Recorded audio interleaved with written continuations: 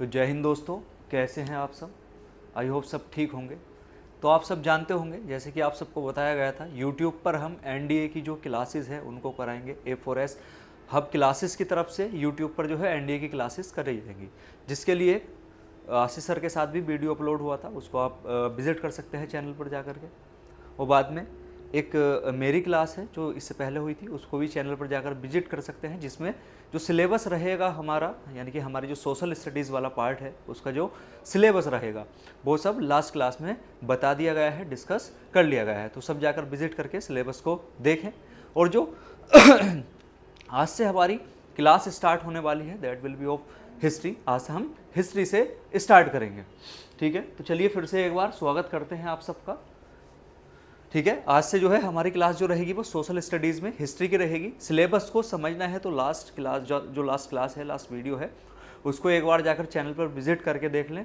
उसमें फिर समझ लें कि हम किस तरीके से कौन कौन से सब्जेक्ट को पढ़ेंगे, या क्या क्या हमारा सिलेबस रहेगा। और सिलेबस के अकॉर्डिंग जो आज की हमारी पहली क्लास है वो होगी हमारी हिस्ट्री की। तो हम हिस्ट्री से जो है अपनी क्लास को शुरू करते हैं। चलिए देखते हैं।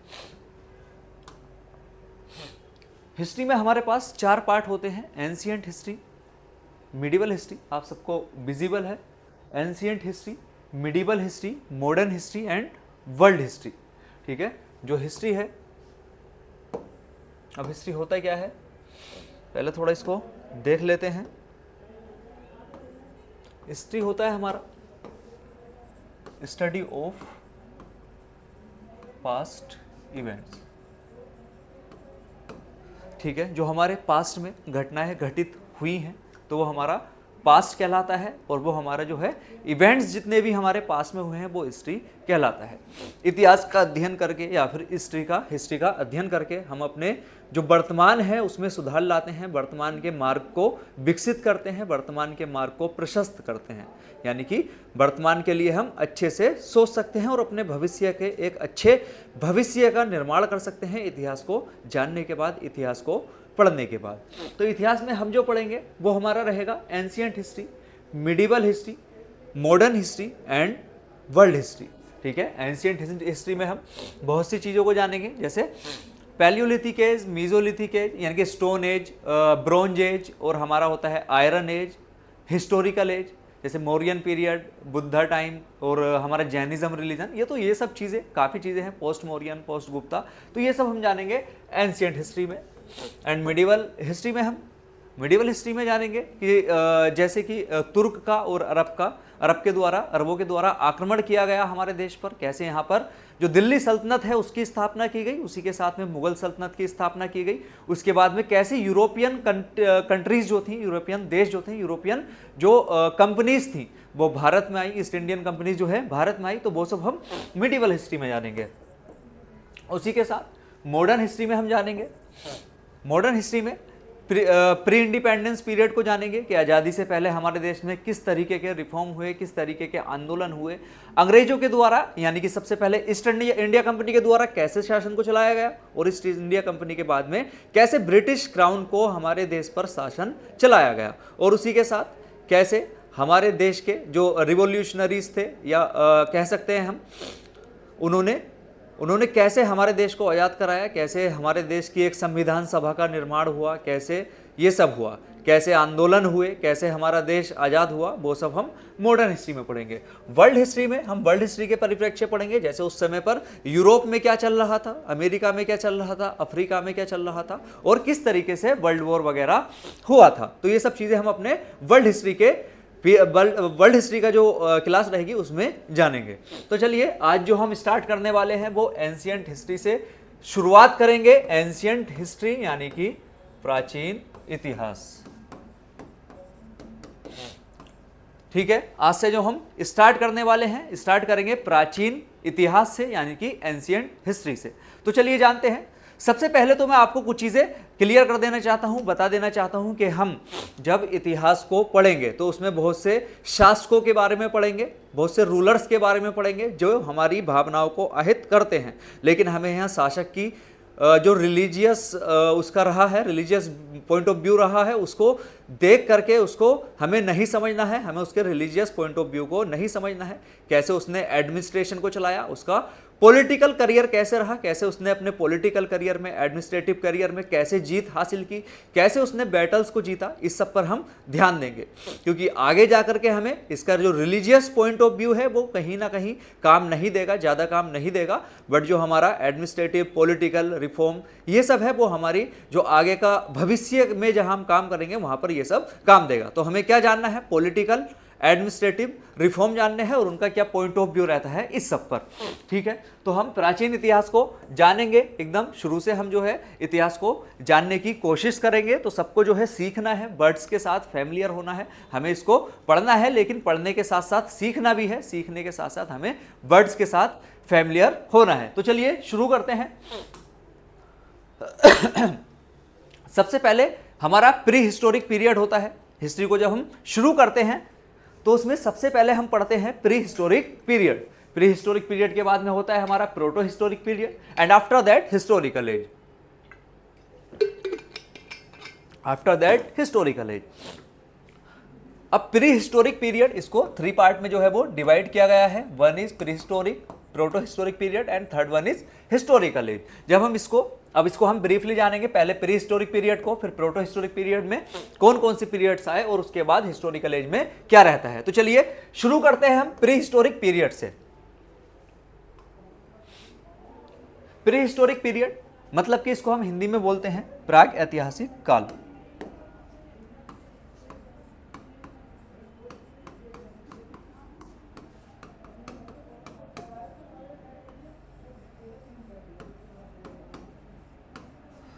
ठीक है, प्राग ऐतिहासिक काल, प्री हिस्टोरिक पीरियड यानी कि प्राग ऐतिहासिक काल। प्राग ऐतिहासिक काल या प्री हिस्टोरिक पीरियड क्या रहता है? तो प्री हिस्टोरिक पीरियड हमारा होता है जिस समय पर आर्कियोलॉजिकल एविडेंस उपलब्ध नहीं थे, archaeological evidence was not available, and उसके साथ साथ हमारे पास लिटरेरी एविडेंस भी अवेलेबल नहीं थे। सॉरी, आर्कियोलॉजिकल एविडेंस जो थे वो अवेलेबल थे, बट हमारे पास लिटरेरी एविडेंस जो थे, साहित्यिक साक्ष्य जो थे वो अवेलेबल नहीं थे। अब इसको आर्कियोलॉजिकल क्या होता है और लिटरेरी क्या होता है?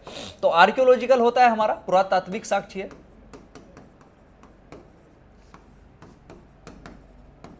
उसी के साथ में हमारा लिटरेरी एविडेंस होता है साहित्यिक साक्ष्य।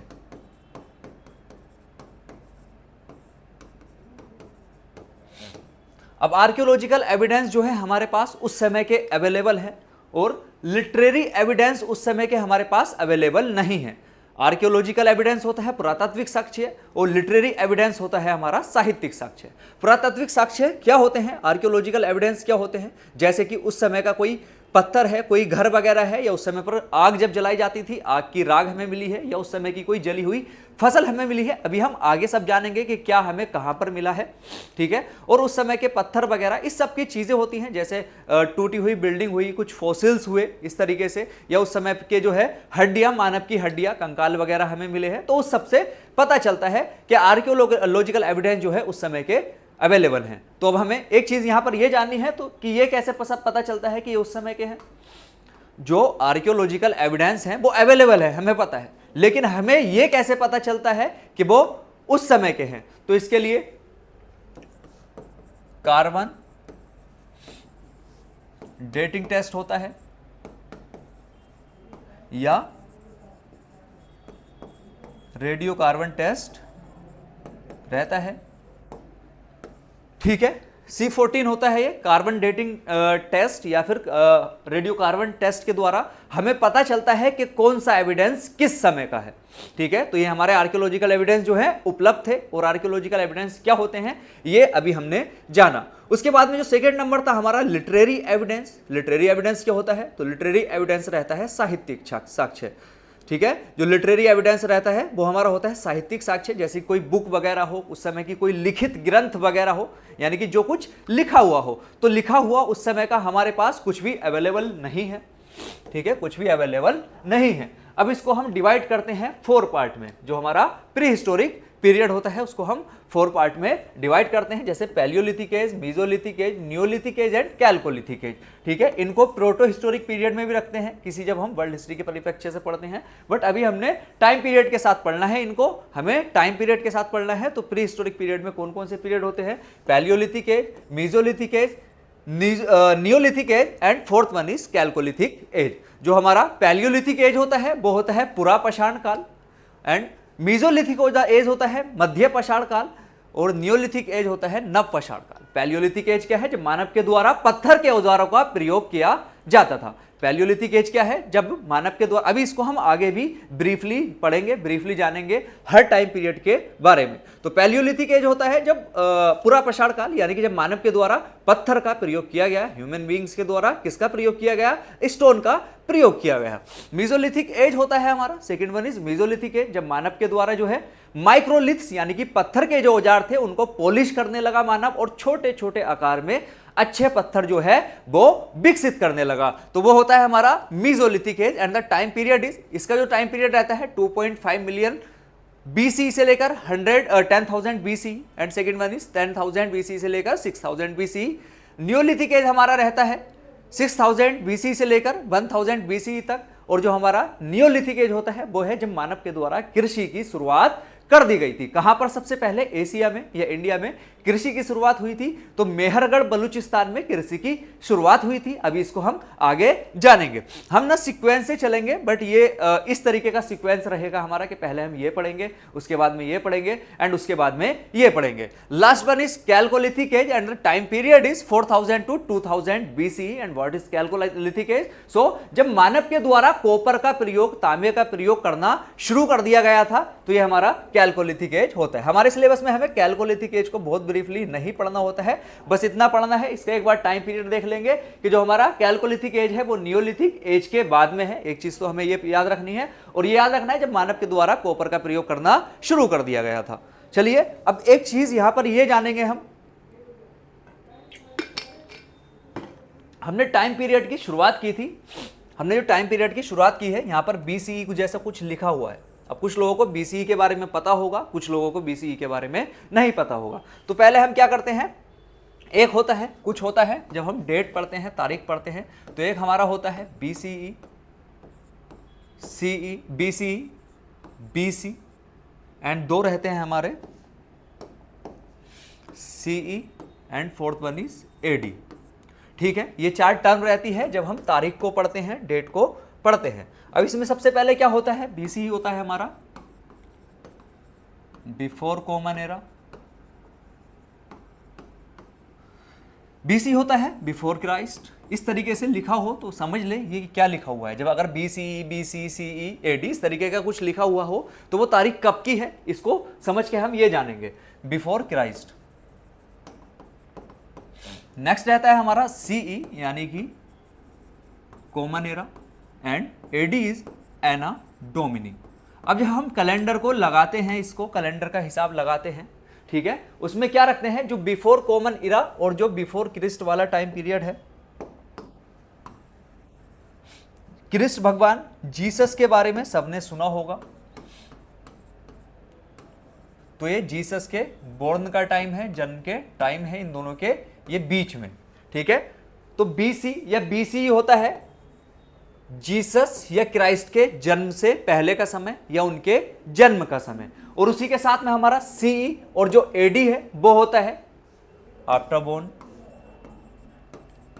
यानी कि जन्म के बाद का समय। जीसस के या क्राइस्ट के जन्म के बाद का समय जो कहलाता है हमारा सीई या एडी, कॉमन एरा या एना डोमिनी। ठीक है, तो याद रखेंगे इसको, बीसी होता है बीसीई या बीसी बिफोर कॉमन एरा या बिफोर क्रिस्ट हमारा रहता है कि क्रिस्ट के जन्म से पहले, जो जीसस भगवान है, जीसस क्रिस्ट है, उनके जन्म से पहले का समय या उनके जन्म का समय। और सीई एंड एडी हमारा रहता है जीसस क्राइस्ट के जन्म के बाद का समय।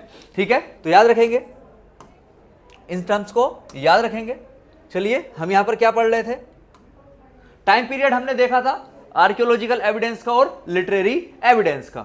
ठीक है, आर्कियोलॉजिकल एविडेंस अवेलेबल है प्री हिस्टोरिक पीरियड में और लिटरेरी एविडेंस जो है वो अवेलेबल नहीं है। उसी के साथ में time palaeolithic age, mesolithic age, neolithic age and chalcolithic age के बारे में हमने जाना था। इसमें हमने देखा टाइम पीरियड क्या रहता है, तो जान लेते हैं। टाइम पीरियड जो बीसी या बीसी होता है, बिफोर कॉमन एरा या फिर बिफोर क्राइस्ट, ये रहता है क्रिस्ट के जन्म के पहले का समय। और हमारा सीई और एडी कॉमन एरा यानी कि एना डोमिनी, ये हमारा रहता है क्रिस्ट के जन्म का समय, क्रिस्ट के जन्म के बाद का समय। तो चलिए क्लियर है, आगे देखते हैं।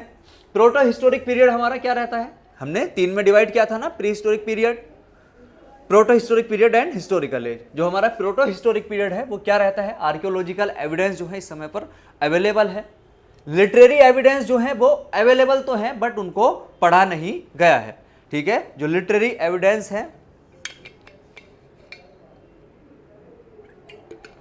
जो लिटरेरी एविडेंस है उनको पढ़ा, अवेलेबल तो है बट उनको पढ़ा नहीं गया है। अभी इतना याद रखना है सिर्फ आपको कि लिटरेरी एविडेंस अवेलेबल है बट उनको पढ़ा नहीं गया है। जैसे कि हड़प्पा सिविलाइजेशन, ठीक है, जैसे कौन सी civilization, Harappa civilization. Proto historic period के बाद का जो समय रहता है, इसी में गिन लेते हैं इसको, दैट इज वैदिक एज, वैदिक एज सिविलाइजेशन। और इस समय पे जो है आर्कियोलॉजिकल, इसको आयरन एज, जब मानव के द्वारा लोहे का प्रयोग करना शुरू कर दिया गया था, उसकी शुरुआत को हम बोलते हैं वैदिक एज, यानी कि यूज ऑफ आयरन।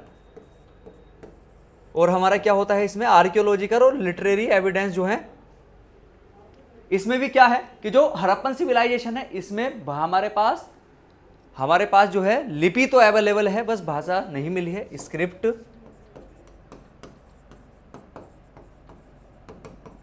स्क्रिप्ट जो है हड़प्पन सिविलाइजेशन में अवेलेबल है बट लैंग्वेज अवेलेबल नहीं है। क्या, क्योंकि हम इसकी लैंग्वेज को नहीं पढ़ पाए हैं। ठीक है, इसकी जो लैंग्वेज है उसको नहीं पढ़ पाए हैं, जो हड़प्पन सिविलाइजेशन है, बट हमारे पास स्क्रिप्ट है। जो वैदिक सिविलाइजेशन है, यानी कि जब लोहे का शुरू हुई थी तो सिविलाइजेशन को वैदिक सिविलाइजेशन कहते हैं। लोहे की शुरुआत वैदिक सिविलाइजेशन में हुई थी। और इसमें क्या रहता है, हमारे पास इसकी लैंग्वेज तो अवेलेबल है बट स्क्रिप्ट या लिपि अवेलेबल नहीं है। इसीलिए ज्यादातर जो वैदिक ग्रंथ हैं वो अलिखित थे। ठीक है, अलिखित थे, श्रोता थे, यानी कि उनको सुनकर वो सुनाया, मैंने अपने सके सर को सुनाया, उन्होंने उनको सुनाया, इस तरीके से आगे बढ़े थे। तो हमारे पास हड़प्पन सिविलाइजेशन में स्क्रिप्ट अवेलेबल है बट लैंग्वेज जो है वो अवेलेबल नहीं है। उसी के साथ में जो हमारा वैदिक सिविलाइजेशन है उसमें लैंग्वेज तो अवेलेबल है बट स्क्रिप्ट जो है वो अवेलेबल नहीं है। और टाइम पीरियड हमारा रहता है हड़प्पन सिविलाइजेशन के लिए 2600 बीसीई से लेकर के 1900 बीसीई तक, एंड वैदिक एज के लिए रहता है 1500 बीसीई से लेकर के 600 बीसीई तक। चलिए आगे देखते हैं। प्रोटो हिस्टोरिक पीरियड हो गया हमारा। प्रोटो हिस्टोरिक पीरियड में हम ये पढ़ेंगे। Next is historical age. Historical age में archaeological evidence, literary evidence and जो फॉरेन डिस्क्रिप्शन, वो सब हमारे पास अवेलेबल हैं। ठीक है, all available. Archaeological evidence, literary evidence and foreign description, यानी कि जो विदेशी नागरिक वगैरह यहाँ आए थे उनके विदेशी विवरण, वो सब हमारे पास अवेलेबल है। जैसे कि इसमें हम पढ़ेंगे बुद्धिस्ट पीरियड को, मौर्यन पीरियड को, पोस्ट मौर्यन पीरियड को, गुप्ता पीरियड को एंड पोस्ट गुप्ता पीरियड को। And the time period is 600 BC से लेकर 400 बीसी तक हमारा बुद्धिस्ट पीरियड रहता है। मौर्यन पीरियड रहता है 400 बीसी से लेकर के 200 बीसी तक। पोस्ट मौर्यन पीरियड का समय काल हमारा रहता है 200 बीसी से लेकर 300 एडी तक। बीसी से एडी में यहाँ कन्वर्ट हो गया, देखेंगे बीसी एडी, ये सब हम अभी डिस्कस कर चुके हैं। नेक्स्ट है गुप्ता पीरियड। तो गुप्ता पीरियड 300 एडी से लेकर के 600 एडी तक है। Post Gupta period is 600 AD to 750 100 AD. ठीक है, तो चलिए अब इसको हम, जो हमारी क्लास रहेंगी एंशिएंट हिस्ट्री की, जो क्लास रहेंगी वो किस तरीके से रहेंगी, एक मिनट। ठीक है, हमने अभी pre historic period, proto historic period और किसके बारे में जाना, हिस्टोरिकल एज के बारे में जाना। ठीक है, तो हमारे इसके 3 पार्ट रहेंगे या 2 पार्ट रहेंगे, जैसे भी रहेगा वो आपको बता दिया जाएगा कितने पार्ट में होगी। आज हम क्या जानेंगे, तो आज की क्लास में हम ब्रीफली किसके बारे में जानेंगे, तो आज की क्लास में हम ये हमारा जो प्री हिस्टोरिक पीरियड है पूरा, इसको डिस्कस करेंगे। और जो हमारा हड़प्पा सिविलाइजेशन है प्रोटो हिस्टोरिक पीरियड का, इतना इसको ब्रीफली डिस्कस करेंगे। तो आज की क्लास में हम प्री हिस्टोरिक पीरियड पढ़ेंगे, जिसमें हम palaeolithic, mesolithic and neolithic age को डिस्कस करेंगे। उसी के साथ में हमारी जो दूसरा टॉपिक रहेगा इसमें प्रोटो हिस्टोरिक पीरियड का रहेगा, जिसमें हम डिस्कस करेंगे हड़प्पा सिविलाइजेशन को, वो भी ब्रीफली। तो चलिए शुरू करते हैं, और ये जो आगे के पार्ट है वो नेक्स्ट पार्ट में पढ़ाए जाएंगे। तो चलिए शुरू करते हैं हम किससे, प्री हिस्टोरिक पीरियड में। प्री हिस्टोरिक पीरियड में भी अर्ली मैन, स्टोन एज से, stone age the early man, ठीक है। जो पैलियोलिथिक, मेसोलिथिक एंड नियोलिथिक है वो हमारा स्टोन एज के अंतर्गत आता है। मानव के द्वारा पत्थर का जो प्रयोग है वो करना शुरू कर दिया गया था इन पीरियड में, ठीक है। तो चलिए देखते हैं स्टोन एज में the early man. The stone age refers to the prehistoric period. Prehistoric period को यानी कि प्राग ऐतिहासिक काल में रिफर करता है। स्टोन की, पत्थर की जो शुरुआत हुई थी वो प्री हिस्टोरिक पीरियड यानी कि प्राग ऐतिहासिक काल में हुई थी। During which early human use stone tool. जब मानव के द्वारा पत्थर के जो उपकरण थे उनका प्रयोग शुरू किया गया था, ठीक है। मानव के द्वारा पत्थर के उपकरणों का प्रयोग जो है वो शुरू किया गया था, किसमें, प्री हिस्टोरिक पीरियड में, और इसको हम स्टोन एज बोलते हैं या द अर्ली मैन बोलते हैं। अब इसमें क्या होता है, it is categorise into 3 main phases. ये 3 मेन फेसेस में इसको कैटेगराइज किया गया है, जैसे कि ये पढ़ चुके हैं हम पहले भी, palaeolithic age, mesolithic age and neolithic age. Palaeolithic age यानी कि old stone age, mesolithic age middle stone age and neolithic age new stone age. इस तरीके से हम डिवाइड करेंगे स्टोन एज को, एकदम सीक्वेंस से हम चलते रहेंगे। सबसे पहले यही हुआ था, फिर ये हुआ था, फिर ये हुआ था, तो सीक्वेंस से हम हर चीज को लेकर के चलते रहेंगे। तो चलिए पैलियोलिथिक एज से शुरुआत करते हैं, ओल्ड स्टोन एज से जो है हम हमारे टॉपिक को शुरू करते हैं। तो सबसे पहले टाइम पीरियड क्या रहता है, तो 25.5 मिलियन ईयर से लेकर के 10,000 BC तक, लाखों साल पहले से कह सकते हैं, या 50 लाख साल पहले से, तो बहुत पहले से हम इसको मानते हैं। पैलियोलिथिक एज की जो शुरुआत रहती है वो रहती है 2.5 मिलियन ईयर से लेकर के 10,000 BC तक। किससे रिलेटेड है, किससे रिलेटेड है ये, प्लिस्टोसीन पीरियड से रिलेटेड है। जो हमारा पैलियोलिथिक एज है that is related to the Pleistocene period. Pleistocene period क्या, कौन सा था, जब वातावरण में बहुत ज्यादा ठंडक थी, आइस वगैरह था, ठीक है, बर्फ वगैरह था, उस तरीके का धीरे धीरे उसमें सुधार होता गया। लेकिन पैलियोलिथिक, प्लिस्टोसीन पीरियड को जो हम जोड़ते हैं वो आइस इरा से जोड़ते हैं, बर्फ वाले इरा से जोड़ते हैं।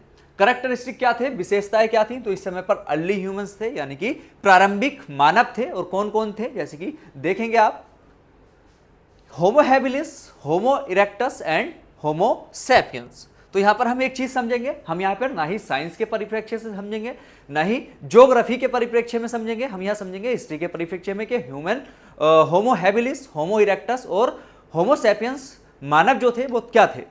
तो जैसे जैसे क्या हुआ, सबसे पहले मानव के जो ब्रेन का साइज था वो बड़ा था, फिर उसको छोटा था, फिर बड़ा होता गया, फिर बड़ा होता गया। यानी कि जो मानव के विकसित होने की क्षमता है वो होमो इरेक्टस में कम थी। उसके बाद मानव का जो ब्रेन विकसित हुआ वो होमो हैबिलस में हुआ, और उसके बाद होमो हैबिलस में कम विकसित था, फिर ज्यादा विकसित हुआ होमो इरेक्टस में, उसी के साथ बहुत ज्यादा विकसित हुआ होमो सैपियंस में। यानी कि मानव का जो माइंड था, मानव का जो ब्रेन था वो अच्छी तरीके से होमो सैपियंस का विकसित हो चुका था। इनका जो सोचने की क्षमता थी वो कम थी।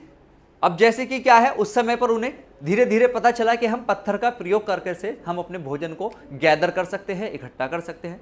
तो मानव का जो माइंड था सिर्फ वहीं तक विकसित हुआ था कि वो सिर्फ गैदरिंग कर सकता है एंड हंटिंग कर सकता है। मानव का माइंड जो मेसोलिथिक पीरियड में जो है, आग की जब मानव के द्वारा शुरुआत की गई तो उसका मन जो है वो विकसित हुआ, उसका माइंड जो है विकसित हुआ कि अब जो है हम क्या है, भोजन को पका सकते हैं, पकाकर और ज्यादा टेस्टी हो जाएगा। तो इस तरीके से जैसे जैसे ब्रेन विकसित होता गया तो होमो हैबिलस में कम विकसित था, फिर और विकसित हुआ होमो इरेक्टस में, होमो सैपियंस में काफी अच्छी तरीके से मानव का जो ब्रेन था वो क्या हो चुका था, डेवलप हो चुका था, विकसित हो चुका था। टूल्स, कौन कौन से टूल्स का प्रयोग मानव के द्वारा किया गया, तो that are primitive stone tools. कुछ आदिम पत्थर के उपकरण जो है, आदिम यानी कि प्रारंभिक या पुराने, मानव के द्वारा आदिम पत्थर के उपकरण जो है वो बना लिए गए थे हमारे पैलियोलिथिक एज में। कौन कौन से पत्थर थे वो, जैसे कि हमारा hand axe, scrapers and flint tools. ठीक है। हैंड एक्स क्या होता है, हाथ वाली जो कुल्हाड़ी होती है वो पत्थर की मानव के द्वारा बना ली गई थी। उसी के साथ में स्क्रैपर्स यानी कि खुरचनी, किसी चीज को खुरचना, जैसे कि आपने देखा होगा जब घर पे पेंट वगैरह होता है, हमारे कलर वगैरह, पेंट कलर से रिलेटेड वाला पेंट जो होता है, कलर होता है, उसमें क्या है, हम जो कुछ होता है ना जिससे पहले पुराने पेंट को घिस के हटाते हैं, पन्नी उसको कुछ ऐसा बोलते हैं हमारे यहाँ तो लाइक इस तरीके से मानव के द्वारा स्क्रैपर्स का यानी कि खुरचनी का निर्माण कर लिया गया था। उसी के साथ में फ्लिंट टूल्स यानी कि चकमक उपकरण होते थे, ये एक तरीके के पत्थर के उपकरण होते थे। इस तरीके से मानव के द्वारा पैलियोलिथिक एज में तीनों तरीके के जो उपकरण हैं वो बना लिए गए थे और उनसे वो क्या करता था, हंटिंग एंड गैदरिंग। किसके लिए प्रयोग करता था इन उपकरण का मानव, तो इन उपकरण का मानव के द्वारा हंटिंग एंड गैदरिंग के लिए प्रयोग किया जाता था। हंटिंग होता है हमारा शिकार करना और गैदरिंग होता है हमारा इकट्ठा करना, यानी कि भोजन को इकट्ठा करना। तो ठीक है, पैलियोलिथिक एज हमने विशेषताएं देखी, हमने वो टाइम पीरियड देखा और उसके साथ में अर्ली ह्यूमन का ब्रेन जो है वो कैसे कैसे विकसित होता गया, इस सब बारे में हमने जाना। उसी के साथ हम जो टूल्स हैं, उपकरण हैं, उनका प्रयोग जो है कौन कौन से उपकरण का प्रयोग मानव के द्वारा पैलियोलिथिक एज में किया गया, वो सब हमने जाना। अब चलिए आगे देखते हैं। फिर है हमारा लाइफ स्टाइल। उस तरीके के उस समय के मानव का जो लाइफ स्टाइल था यानी कि जीवन को गुजारने का जो तरीका था वो किस तरीके का था, तो नोमैडिक हंटर गैदर्स थे। नोमैडिक हंटर गैदर्स था मानव, यानी कि घुमक्कड़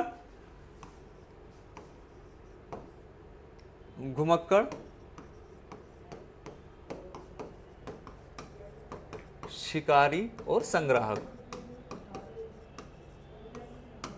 घुमक्कड़ शिकारी और संग्राहक जो है वो मानव था किस समय पर, पैलियोलिथिक एज में। उसका लाइफस्टाइल कैसा था, नोमैडिक हंटर गैदर्स, ठीक है। और इस समय पर डिस्कवरी की फायर की या आग की खोज जो है कर ली गई थी। Early humans learn to control fire for cooking, warmth and protection. मानव के द्वारा आग की खोज कर ली गई थी अपने कंट्रोल करने के लिए, गर्म करने के लिए किसी भी चीज़ को, भोजन बनाने के लिए और प्रोटेक्शन के लिए। उस समय पर हमें केव पेंटिंग्स भी मिली हैं और एविडेंस मिले हैं किसके, आर्टिस्टिक एक्सप्रेशन के, यानी कि चित्रात्मक कुछ हमें चित्र मिले हैं, ठीक है। आर्ट के कुछ चित्र मिले हैं किसकी फॉर्म में, केव पेंटिंग्स की फॉर्म में। केव पेंटिंग्स क्या होता है, केव पेंटिंग्स क्या है, जो जमीन को खोद करके केव पेंटिंग्स होता है हमारा गुफाओं में बनाए गए चित्र। गुफाओं में जो पेंटिंग्स बनती है, गुफाएं क्या होती हैं, गुफाएं जैसे जंगल वगैरह में पत्थर की बनी हुई होती हैं गुफाएं, और कुछ गुफाएं जो है धरती के अंदर भी होती हैं, नीचे की तरफ भी होती हैं, बेसमेंट में, कुछ ऊपर भी रहती हैं। अभी इन सबको, जैसे अजंता की गुफाएं महाराष्ट्र में है, वो सब हम आगे पढ़ेंगे। तो इस तरीके से गुफाओं में मानव के द्वारा पेंटिंग बनाई गई थी। जैसे हमें ये पेंटिंग्स के एविडेंस कहाँ से मिलते हैं, तो भीमबेटका से मिलते हैं। भीमबेटका कहाँ पर है, भीमबेटका हमारा मध्य प्रदेश में है, तो याद रखेंगे इन जगहों को भी हम याद रखेंगे। मध्य प्रदेश में है क्या, भीमबेटका की जो हमें मिला है एविडेंस किसका, केव पेंटिंग्स का। चलिए आगे देखते हैं, केव पेंटिंग्स का जो हमें मिला है वो कहां पर मिला है,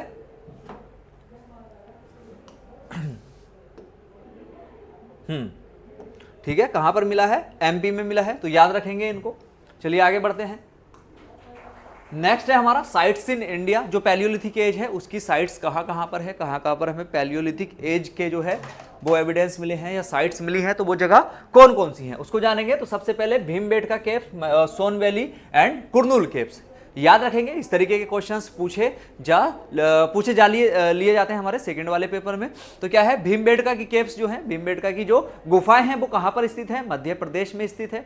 उसी के साथ में जो सोन वैली है, सोन वैली भी हमारा मध्य प्रदेश में स्थित है। एंड जो कुरनूल केव्स हैं, कुरनूल की गुफाएं हैं, that are situated in Andhra प्रदेश।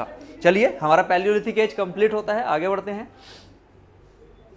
सब पीरियड्स देखते हैं, lower palaeolithic age, middle palaeolithic age and upper palaeolithic age. Palaeolithic age को भी तीन पार्ट में डिवाइड किया गया है, upper palaeolithic age, middle palaeolithic age and lower palaeolithic age, middle palaeolithic age and upper palaeolithic age. Lower palaeolithic age क्या रहता है, use of crude stone oil, यानी कि मानव के द्वारा जो है वो क्रूड होते हैं, यानी कि कह सकते हैं हम कच्चे पत्थर के जो है उपकरण वो बना लिए गए थे लोअर पैलियोलिथिक पीरियड में। मिडिल पैलियोलिथिक पीरियड में वेटर टूल्स जैसे कि ब्लेड, स्क्रैपर अच्छे तरीके से मानव ने टूल्स को विकसित कर लिया था हमारा मिडिल पैलियोलिथिक एज में। साथ में हमारा अपर पैलियोलिथिक एज होता है, यानी कि advance tool and more developed art.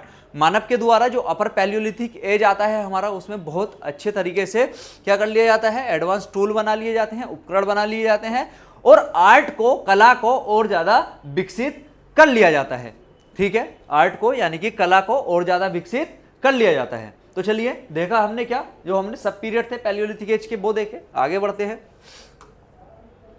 Mesolithic as जानते हैं। मीजोलिथिक एज होता है हमारा मिडल स्टोन एज, जैसे कि अभी हमने पीछे जाना था। टाइम पीरियड रहता है 10,000 BCE से 6,000 BCE तक। और किससे रिलेटेड है, तो रिलेटेड है ये होलोसीन पीरियड से। अब होलोसीन पीरियड क्या होता है, जब वार्मथ हो गई थी, जो हमारा एनवायरमेंट था, जो हमारा क्लाइमेट था, वो पहले तो कोल्ड था यानी कि आइस एरा था, और ये जो था थोड़ा गर्म एरा हो चुका था। अब गर्मी होने लगी और वातावरण जो है वो सुधरने लगा। ये होता है हमारा हेलोसीन एज। इसको हम ब्रीफली जानेंगे ज्योग्राफी में, अभी हम सिर्फ इतना जानेंगे, इस समय पर गर्मी होने लगी थी। पैलियोलिथिक एज जो था दैट वाज आइस एरा। ठीक है, तो इसकी विशेषताएं क्या है, सबसे पहले ट्रांजिशनल पीरियड है, संक्रामक काल कहलाता है हमारा।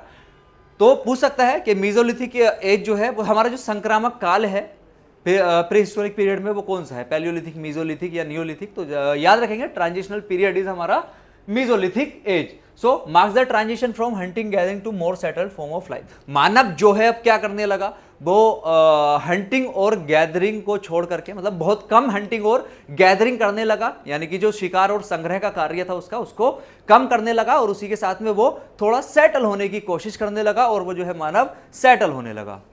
ठीक है, मानव जो है हंटिंग और गैदरिंग को कम करके क्या करने लगा, सेटल होने लगा। ठीक है, टूल्स, कौन कौन से टूल्स यूज किए जाते थे, microliths, small stone tools which were use for hunting, fishing and gathering. ठीक है, तो मानव जो है क्या करने लगा, जो टूल्स थे उनको माइक्रोलिथ्स बोला जाता है। तो याद रखेंगे microliths is related to mesolithic period. Microliths का मतलब होता है मीजोलिथिक पीरियड में बहुत छोटे छोटे पत्थर के उपकरण बनाए जाने लगे थे, मतलब कॉम्पैक्ट साइज के, बट काम ज्यादा अच्छा करें वो, इस तरीके से जो है माइक्रोलिथ्स बनाए जाने लगे। छोटे पत्थर, छोटे आकार के पत्थरों का निर्माण, छोटे पत्थर के उपकरणों का निर्माण जो है मानव के द्वारा किया जाना शुरू किया जाने लगा। Small stone tools which were useful for hunting, किसके लिए उनका प्रयोग किया जाता था, उनका प्रयोग किया जाता था हंटिंग के लिए, गैदरिंग के लिए, और किसके लिए, फिशिंग के लिए। ठीक है, उसी के साथ में हंटिंग, गैदरिंग एंड फिशिंग के लिए। मानव जो है मीजोलिथिक पीरियड में मछली को पकड़ने लगा था, यानी कि मीजोलिथिक पीरियड में उसका ब्रेन और ज्यादा विकसित हो गया, और वो समझने लगा कि मछली भी जो है वो वही खाने की चीज है, और इसको पकड़ो। और देखिए उसने कांटा बना लिया, हुक बना लिया मछली को पकड़ने का। तो ब्रेन जो है मानव का वो धीरे धीरे विकसित होता गया था। आगे बढ़ते हैं, डोमेस्टिफिकेशन ऑफ एनिमल, जो जानवर होते थे उनका घरेलूकरण किया जाने लगा, उनका डोमेस्टिफिकेशन किया जाने लगा। अब इसका क्या मतलब होता है, beginning of the domestication of गोड एंड अदर एनिमल। सबसे पहले जो है जब शुरुआत होती है किसकी, जब शुरुआत होती है डोमेस्टिफिकेशन की, घरेलूकरण की, तो सबसे पहले किसका किया जाता है, कुत्ते का। तो याद रखेंगे सबसे पहले मानव के द्वारा किसको पालतू जानवर बनाया गया था, तो वो है हमारा कुत्ता। मानव के द्वारा कुत्ते को सबसे पहले पालतू जानवर बनाया गया था। उसी के साथ में हमारा और दूसरे एनिमल को बाद में बनाया गया, उसी के साथ में बकरी हुआ, गोट हुआ, और सब चीजें हैं, आगे पढ़ेंगे। मवेशी हुए।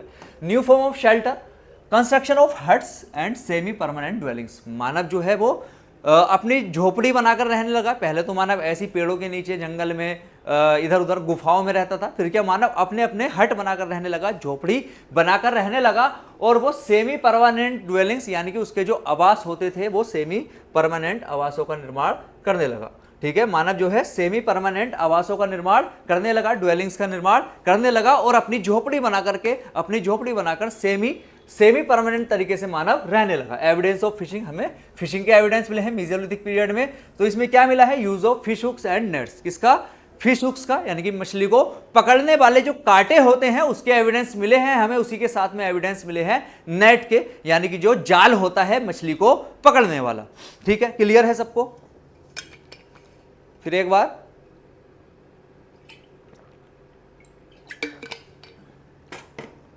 ठीक है, तो मानव के द्वारा मीजोलिथिक पीरियड में क्या क्या चेंज हुआ, तो माइक्रोलिथ्स का यूज करने लगा। उसी के साथ में जो है कॉम्पैक्ट साइज के पत्थर के उपकरण जो है माइक्रोलिथ्स मानव बनाने लगा मीजोलिथिक पीरियड में। और फिशिंग हमने नई चीज देखी, फिशिंग मानव का ब्रेन जो है और विकसित हुआ और उसी के साथ में हमने क्या देखा, वो जानवरों को पालतू बनाने लगा। तो ये ट्रांजिशन हुआ, ये चेंज हुआ और मानव अपने छोटे छोटे सेमी फर्मानिस्ट जो है वो सेमी सेटल या सेमी परमानेंट जो है घर बनाकर मानव रहने लगा हमारा इसमें मीजोलिथिक टाइम पीरियड में। चलिए आगे देखते हैं साइट्स कहां पर है मीजोलिथिक टाइम पीरियड की, तो that are in Bagor, Hunsgi and Mahadaha. So Bagor is situated in Rajasthan, Hunsgi is Karnataka and Mahadaha is in Uttar Pradesh. तो याद रखेंगे तीनों साइट्स को। बागोर कहां पर है, बागोर जो है वो हमारी राजस्थान में है एंड हुंसगी जो स्थित है, हुंसगी हमारी कर्नाटक में स्थित है एंड उसी के साथ जो हमारा महादहा है, महादहा जो स्थित है वो हमारा उत्तर प्रदेश में स्थित है। तो चलिए आगे देखते हैं। अब हमारा neolithic age, new stone age, नवपाषाण काल इसको बोलते हैं, ठीक है।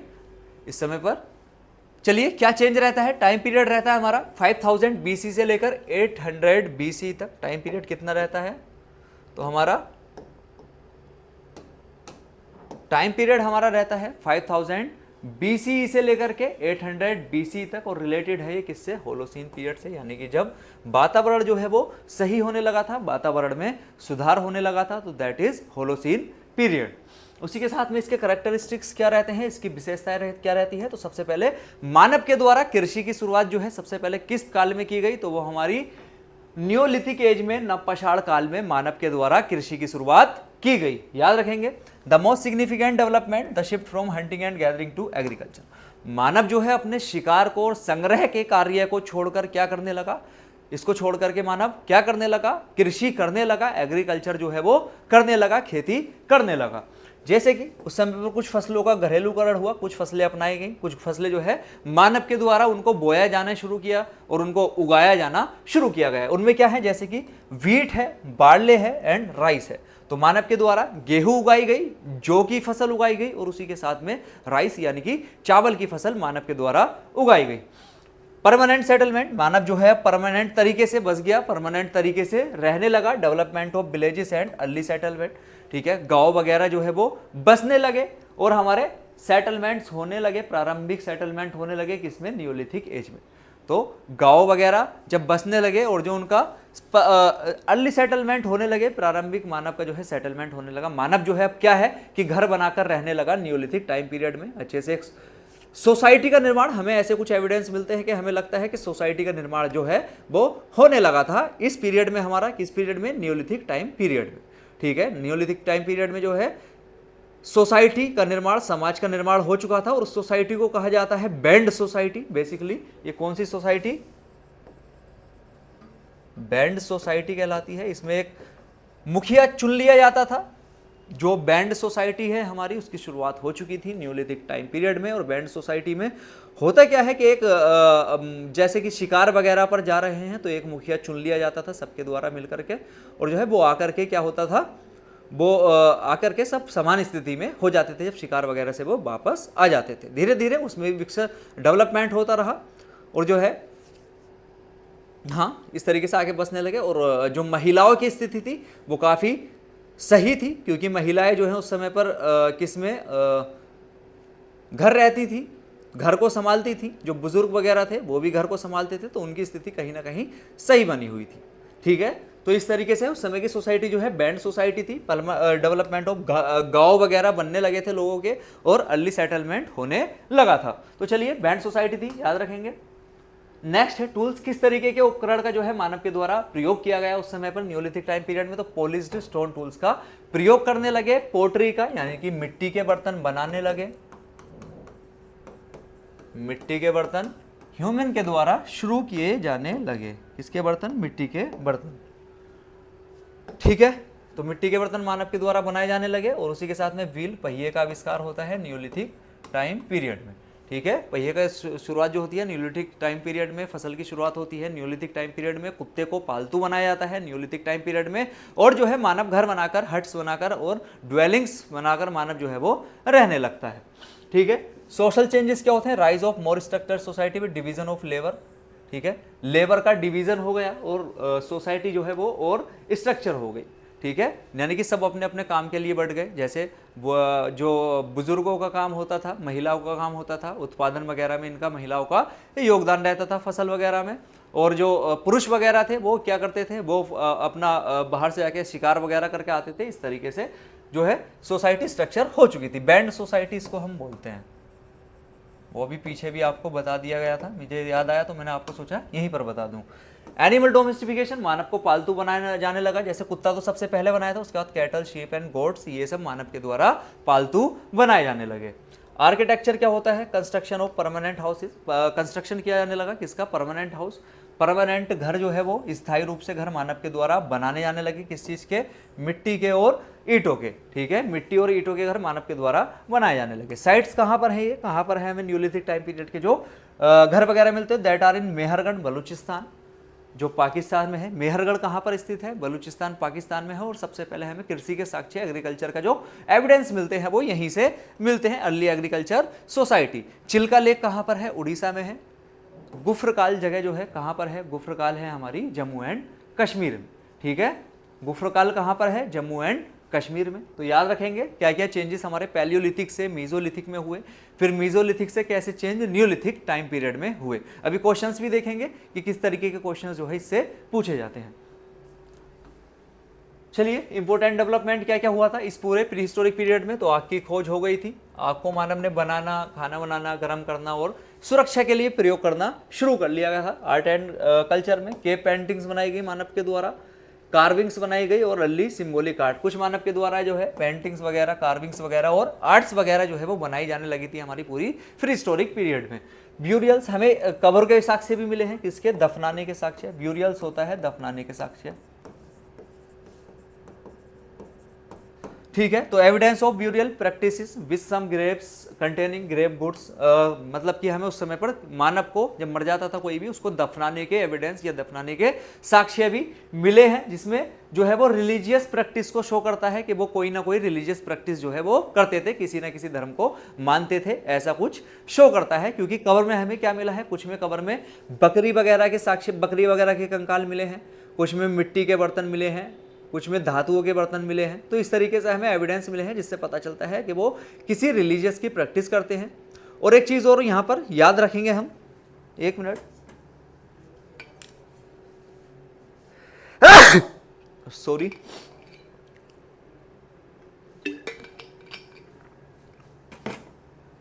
हाँ, तो हमें जो दफनाने के साक्ष्य हैं वो मिलते हैं, ठीक है, जिसमें हमें क्या मिलती है, बहुत सी कब्रों में विभाजन का ही पता चलता है, इससे डिवीजन का ही पता चलता है कि सोसाइटी जो है वो डिवीजन में स्ट्रक्चर्ड हो चुकी थी। कोई जैसे गरीब था तो उसके में अच्छा सामान कम क्या है, मिट्टी के बर्तन मिल गए, या फिर ऐसी धातु के कुछ बर्तन मिल गए, ये सब। जैसे कोई अमीर होता था उसके साथ में बकरी वगैरह रखी जाती थी, उसके खाने के लिए भोजन वगैरह रखा जाता था, और धातुओं की चीज़ें मिलती थी, मिट्टी के अच्छे अच्छे बर्तन, सुंदर सुंदर बर्तन रखे जाते थे, ये सब होता था। तो मतलब सोसाइटी जो है वो डिवाइड हो चुकी थी उस समय पर भी, इससे हमें ये पता चलता है। एक चीज़ और यहाँ पर जानेंगे, जैसे कब्र में अब जैसे हमें कंकाल मिले हैं तो हमें कैसे पता चलता है कि ये पुरुष का है या स्त्री का है, यानी कि मेल का है या फीमेल का है, ये हम जानेंगे।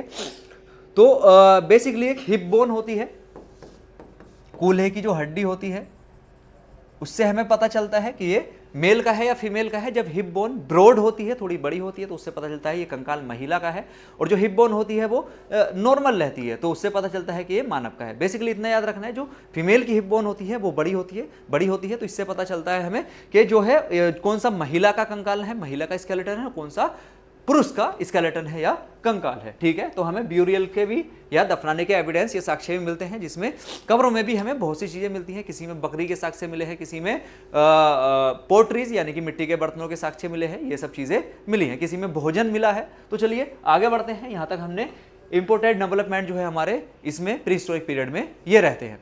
चलिए आगे देखते हैं। प्री हिस्टोरिक फाइंडिंग्स यानी कि प्री हिस्टोरिक टाइम पीरियड में, पुरापाषाण काल में, प्राग ऐतिहासिक काल में हमें कहाँ पर क्या चीज़ मिलती है ये भी हमें जानना होगा। जैसे कि पता चलाया था कि हम पता कैसे चला कि ये कितने समय पुराना है, तो हमने कार्बन डेटिंग टेस्ट के द्वारा पता किया था, अभी हमने पीछे बताया था। अब हम जानेंगे कि प्री हिस्टोरिक पीरियड की जो फाइंडिंग्स है वो कहाँ कहाँ पर मिलती है, ठीक है। जो प्री हिस्टोरिक पीरियड की फाइंडिंग्स है कहाँ, मतलब प्री हिस्टोरिक पीरियड में कहाँ पर किस जगह पर क्या चीज़ मिली है।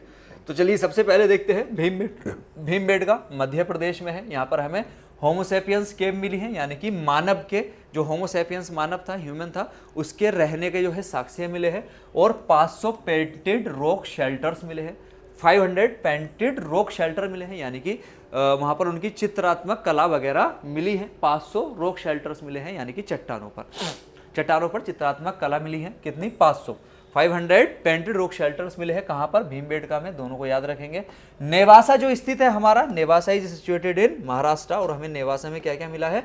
तो नेवासा में हमें एविडेंस ऑफ कॉटन यानी कि कपास का जो है साक्ष्य मिलता है। कहाँ पर मिलता है कपास का साक्ष्य? नेवासा में। And Nevasa is situated in Maharashtra. Atranji Khera जो है उत्तर प्रदेश में है। यहाँ पर हमें टेक्सटाइल पेंटिंग्स यानी कि जो वस्त्र उद्योग से रिलेटेड है, यानी कि कपड़े वगैरह से रिलेटेड है, उसकी पेंटिंग्स के साक्ष्य हमें टेक्सटाइल की पेंटिंग के साक्ष्य कहाँ मिले हैं? अतरंजी खेड़ा उत्तर प्रदेश में। तो हमें यह भी याद रखना है भीमबेटका कहाँ है? मध्य प्रदेश में। वहां पर क्या मिला है? तो होमोसेपियंस केव मिली है और 500 पेंटिंग रॉक शेल्टर्स मिली है। नेवासा जो है that is situated in Maharashtra और वहां पर हमें एविडेंस मिले हैं किसके? कॉटन के। उसी के साथ में Atranji Khera is situated in Uttar Pradesh and क्या मिला है? वहां पर टेक्सटाइल पेंटिंग्स के एविडेंस मिले हैं। हस्तिनापुर इज सिचुएटेड इन मेरठ। हस्तिनापुर कहाँ पर है? मेरठ में स्थित है। वहां से हमें क्या मिला है? वाइल्ड सुगर केन यानी कि जंगली गन्ने के साक्ष्य मिले हैं। इनाम गांव इज सिचुएटेड इन महाराष्ट्र। इनाम गांव कहाँ पर स्थित है? महाराष्ट्र में स्थित है। और वहां पर किसके साक्ष्य मिले हैं? स्टेचू के। किसके? मदर गॉडेस के, माता देवी के। कोई माता देवी के कुछ साक्ष्य मिले हैं, यानी कि मूर्ति वगैरह हमें वहां से प्राप्त हुई है। ठीक है, तो याद रखेंगे जो हमारा प्री हिस्टोरिक पीरियड में कहाँ पर क्या मिला है, इसको याद रखना है। पूछ लेता है कि टेक्सटाइल के जो एविडेंस है वो कहाँ से मिले हैं, कृषि के एविडेंस, एग्रीकल्चर के एविडेंस कहाँ से मिले हैं, इस तरीके के क्वेश्चंस पूछे जाते हैं। अभी दिखाया जाएगा लास्ट ईयर का क्वेश्चन भी दिखाया जाएगा और किस तरीके का क्वेश्चन पूछता है लास्ट ईयर के कुछ क्वेश्चंस जो है आपके सामने रखे जाएंगे। तो चलिए आगे बढ़ते हैं। मेहरगढ़ है। मेहरगढ़ कहाँ पर स्थित है? काची प्लेन बलूचिस्तान में स्थित है। और यहाँ पर हमें क्या मिलता है? अर्लीस्ट एविडेंस ऑफ एग्रीकल्चर यानी कि कृषि के जो है प्रारंभिक साक्ष्य हमें यहाँ पर मिलते हैं। कोल्डिवा जो है उत्तर प्रदेश में स्थित है। एंड यहाँ पर राइस के, चावल के जो है एविडेंस हमें मिलते हैं। एविडेंस ऑफ राइस कहाँ पर मिलते हैं? कोल्डिवा यूपी में सबसे पहले। आदमगढ़ मध्य प्रदेश में स्थित है। यहाँ पर किसके एविडेंस मिलते हैं कि पशु को जो है वो पालतू बनाया गया था। डोमेस्टिफिकेशन ऑफ एनिमल के जो साक्ष्य मिलते हैं, एविडेंस मिलते हैं, वो हमें कहाँ पर मिलते हैं? तो वो मिलते हैं आदमगढ़ मध्य प्रदेश में। चिरांद जो है, चिरांद स्थित है बिहार में। चिरांद इज सिचुएटेड इन बिहार। और यहाँ पर सरपेंट कल के हमें साक्ष्य मिलते हैं। सरपेंट कल क्या होता है? नाग की पूजा के साक्ष्य, यानी कि सरपेंट कल्ट किससे रिलेटेड है? सरपेंट कल्ट को जो मानने वाले लोग थे, इसकी जो प्रैक्टिस करने वाले लोग थे, वो किसकी पूजा को महत्व देते थे? तो वो नाग की या किसी सांप की, स्नेक की। ठीक है, स्नेक की, वर्शिप ऑफ स्नेक इसको हम बोल सकते हैं। तो स्नेक की पूजा ये लोग वगैरह करते थे। ठीक है, तो चलिए आगे। बुर्ज होम जो है, बुर्ज होम गुफरकाल कहाँ पर स्थित है? श्रीनगर जम्मू कश्मीर में स्थित है। यहाँ पर पिट ड्वेलिंग यानी कि मिट्टी के जो बर्तन होते हैं, मिट्टी के बर्तन जो होते हैं, उनके जो है साक्ष्य हमें यहाँ पर प्राप्त होते हैं। तो याद रखेंगे जो सरपेंट कल्ट होता है वो किससे रिलेटेड है? वर्शिप ऑफ स्नेक से रिलेटेड है। सारी चीजें बाकी याद रखनी है, कौन सी चीज हमें कहाँ पर प्राप्त हुई है। एक बार देख लेंगे आप लोग, इधर से इसको देख लीजिए, स्क्रीनशॉट या जो लिखना है वो सब देख लेंगे आप लोग। चलिए, जब हमारी स्टोन एज या अर्ली ह्यूमन एज कंप्लीट होती है, उसके बाद हम शुरू करेंगे किससे? ब्रोंज एज से। मानव के द्वारा सबसे पहले पत्थर का जो है प्रयोग किया गया है, स्टोन का। उसके बाद में ब्रोंज का या कांसे का प्रयोग जो है, ब्रोंज का प्रयोग जो है वो मानव के द्वारा किया गया। इसको ब्रोंज एज सिविलाइजेशन हम बोलते हैं। ब्रोंज एज सिविलाइजेशन यानी ये एंशियंट सिविलाइजेशन है, पुरानी सिविलाइजेशन है। तो चलिए ब्रोंज एज सिविलाइजेशन को देखते हैं। एक मिनट।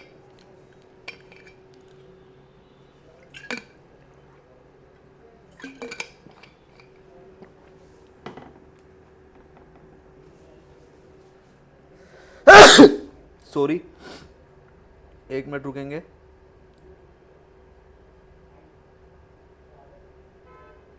ठीक है, तो ब्रोंज एज सिविलाइजेशन यानी कि कांस्य काल इसको हम बोलते हैं। कांस्य काल सभ्यता।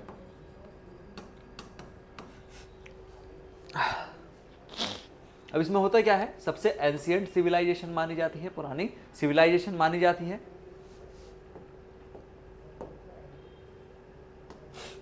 ठीक है। और इसकी जो शुरुआत होती है वो कहाँ से होती है, स्टार्टिंग हड़प्पा सिविलाइजेशन से इसकी शुरुआत होती है। कब होती है, 3000 BC में, और कब तक रहती है, चोला डायनेस्टी यानी कि 985 AD तक जो, ठीक है। जो ब्रोंज एज है, ब्रोंज एज का जो है time period, bronze age civilisation कहाँ से कहाँ तक रहती है, हड़प्पा सिविलाइजेशन शुरुआत होती है और 300 BCE तक जो है, यानी कि 3000 BC में शुरुआत होती है और कब तक रहती है, चोला डायनेस्टी तक, यानी कि 985 AD तक। दोनों को याद रखेंगे, हड़प्पा सिविलाइजेशन से चोला डायनेस्टी तक रहती है, जो ब्रोंज एज सिविलाइजेशन की रहती है हमारी। तो चलिए आगे देखते हैं इसमें ब्रोंज एज सिविलाइजेशन में क्या होता है।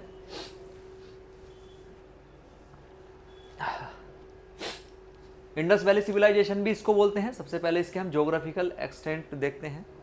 उसमें क्या होता है, इसको हम, जो हमारी हड़प्पा सिविलाइजेशन होती है उसको हम क्या कहते हैं, अच्छा, जो इंडस वैली सिविलाइजेशन होती है, हड़प्पा सिविलाइजेशन होती है, दोनों को देख लेते हैं। तो हड़प्पा सिविलाइजेशन और इंडस वैली सिविलाइजेशन दोनों एक ही बात है। हड़प्पा सिविलाइजेशन जो रहती है हमारी, वही इंडस वैली सिविलाइजेशन रहती है। आपको यहाँ से इसको क्लियर कहाँ से दिख रहा है, यहाँ से आपको, ठीक है, सब दिख रहा है। तो चलिए, इसको हम हड़प्पा सिविलाइजेशन भी कहते हैं, क्योंकि सबसे पहली जो जगह तलाशी गई थी, जो सबसे पहली जगह मिली थी हमें, वो हड़प्पा मिली थी। और वो कब मिली थी, 1921 में, 1921 में, ठीक है। हड़प्पा सिविलाइजेशन की जो पहली जगह थी वो हमें मिली थी, कौन सी, हड़प्पा थी, और वो 1921 में हमें मिली थी, ठीक है। हुआ क्या था, जब ब्रिटिशर्स थे 1920 में, तो यहाँ पर ब्रिटिशर्स का शासन था, और उस समय पर रेलवे का निर्माण जो है वो भारत में चल रहा था। रेलवे की जो है शुरुआत की गई थी भारत में। तो रेलवे की पटरी बनाने के लिए, रेलवे की जो पटरियाँ होती हैं वो बनाने के लिए ब्रिटिशर्स जो है रेलवे की पटरी बना रहे थे। उन्होंने जैसे पंजाब के पास में, यानी कि पाकिस्तान वाले एरिया में, पाकिस्तान पंजाब वाले एरिया में क्या हुआ, पाकिस्तान पंजाब वाले एरिया में क्या होता है, जब वो पटरी डालने के लिए रेल की वहाँ पर खुदाई शुरू करते हैं, तो उसमें बहुत सी ईंटें निकलने लगती हैं। और अंग्रेजों ने क्या किया कि ईंटों को निकालकर उन्होंने प्रयोग कर लिया। बहुत समय बाद जब देखा कि वहाँ पर बहुत सारी ईंटें हैं, तो वहाँ पर रिसर्च शुरू किए गए, ठीक है, रिसर्च शुरू किए गए मानव वैज्ञानिकों के द्वारा। फिर हमें पता चलता है कि वहाँ पर ये एंशिएंट सिविलाइजेशन की बहुत सारी जगह निकली, जैसे श्रीनगर में भी निकली, गुफरकाल वगैरह जो भी हमने पढ़ी थी, पंजाब, हड़प्पा, मोहनजोदड़ो, ठीक है, उत्तर प्रदेश की। फिर शुरुआत हुई ना, एक बार जब खोजनी शुरू कर दी गई, तो धीरे धीरे खोजते खोजते हमें लगभग काफ़ी सिविलाइजेशन के काफ़ी हिस्सों को हम अभी तक खोज चुके हैं, ठीक है। तो ऐसी किसकी खोज कर रहे थे, वो पटरी बिछा रहे थे रेलवे के लिए, और उस समय पर खोज हो गई किसकी, हड़प्पा सिविलाइजेशन की। और पहली जगह जो खोजी गई थी, तो उसका नाम जो था वो हड़प्पा था। और कब खोजी गई थी, 1921 में, इसलिए इसका नाम हड़प्पा सिविलाइजेशन रख दिया गया।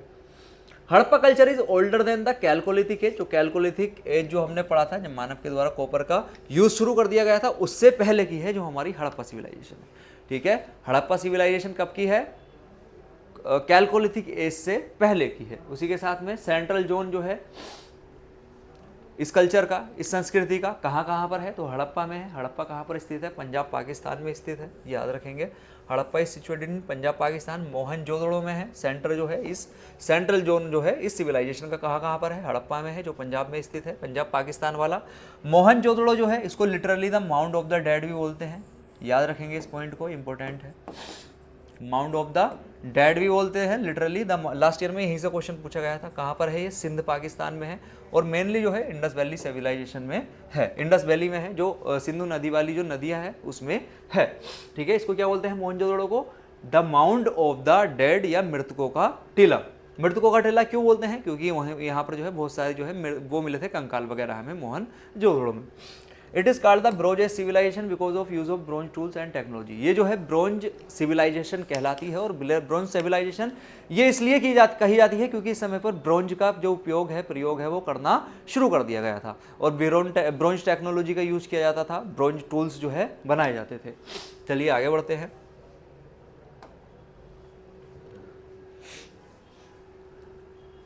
कैरेक्टरिस्टिक्स क्या क्या है, क्या क्या विशेषताएं हैं, तो सोसाइटी एंड कल्चर।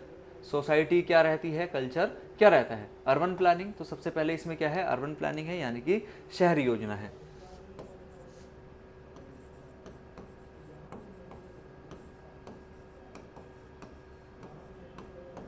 ठीक है। सोसाइटी एंड कल्चर, इसकी विशेषताएं देखेंगे। विशेषता में हम देखेंगे समाज कैसा था, सोसाइटी कैसी थी, और कल्चर कैसा था, संस्कृति कैसी थी।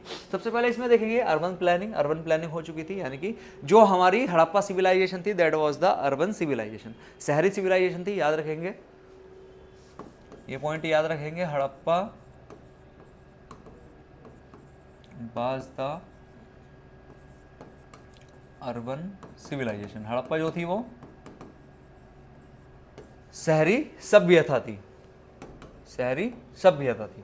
हाँ, तो well plan city with grid like street. उस समय पर जो स्ट्रीट्स थे वो ग्रिड लाइक स्ट्रीट जो है, शहर जो था वो ग्रिड लाइक स्ट्रीट स्ट्रक्चर में बना हुआ था। अब शहर का जो निर्माण, शहर जो थे वो काफ़ी अच्छे से विकसित किए गए थे, यानी कि ग्रिड लाइक स्ट्रक्चर में स्टेट्स को बनाया गया था। अब ग्रिड लाइक स्ट्रक्चर क्या होता है, आपने ग्रिड लाइक स्ट्रक्चर क्या होता है चलिए जान लेते हैं थोड़ा सा उसको।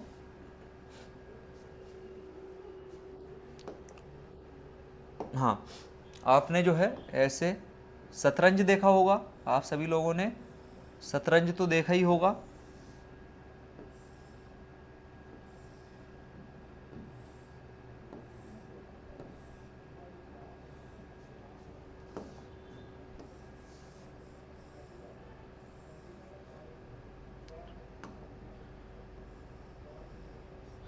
ठीक है, आपने शतरंज तो देखा होगा।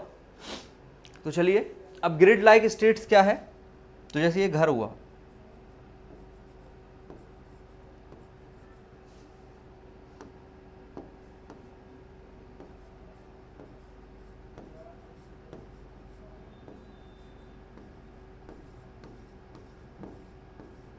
ठीक है। तो स्टेट ये ऐसे घर से निकल के एकदम विकसित वे में, एकदम सीक्वेंस में जो है वो घरों की जो है स्टेट है बनी हुई है और जाकर बाहर शहर से मिल रही हैं। इस तरीके से मिली हुई है स्ट्रीट, देखिए सारी स्ट्रीट जो है इस तरीके से मिली हुई हैं।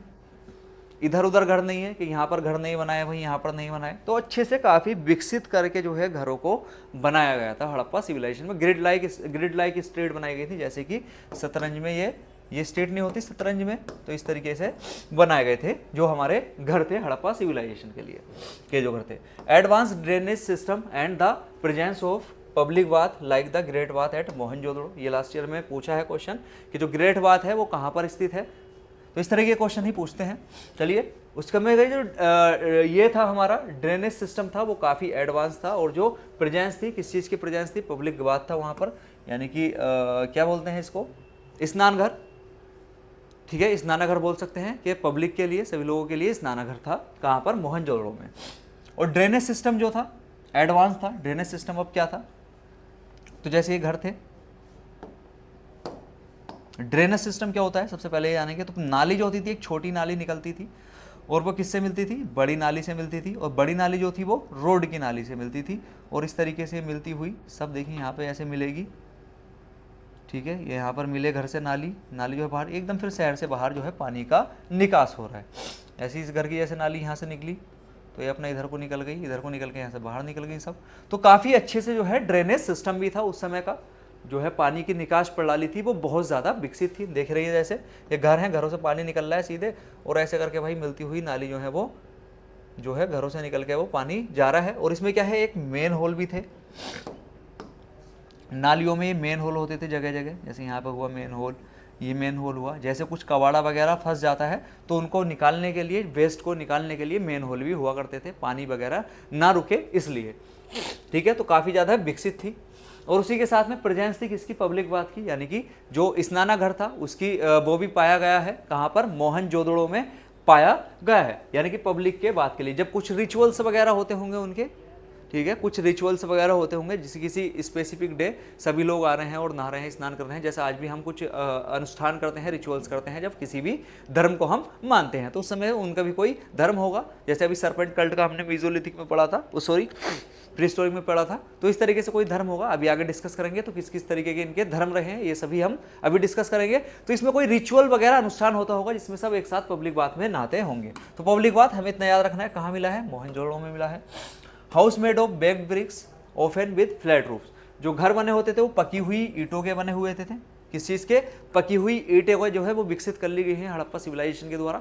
हड़प्पा सिविलाइजेशन के जो लोग थे उनके द्वारा पकी हुई ईंटें जो है, पकी हुई या जो ब्रिक्स हुआ करती थी, बेक्ड ब्रिक्स, उनको विकसित कर लिया गया था। और फ्लैट रूफ के साथ जो है वो छतें होती थी, उनकी छत कैसी रहती थी? फ्लैट रहती थी एकदम।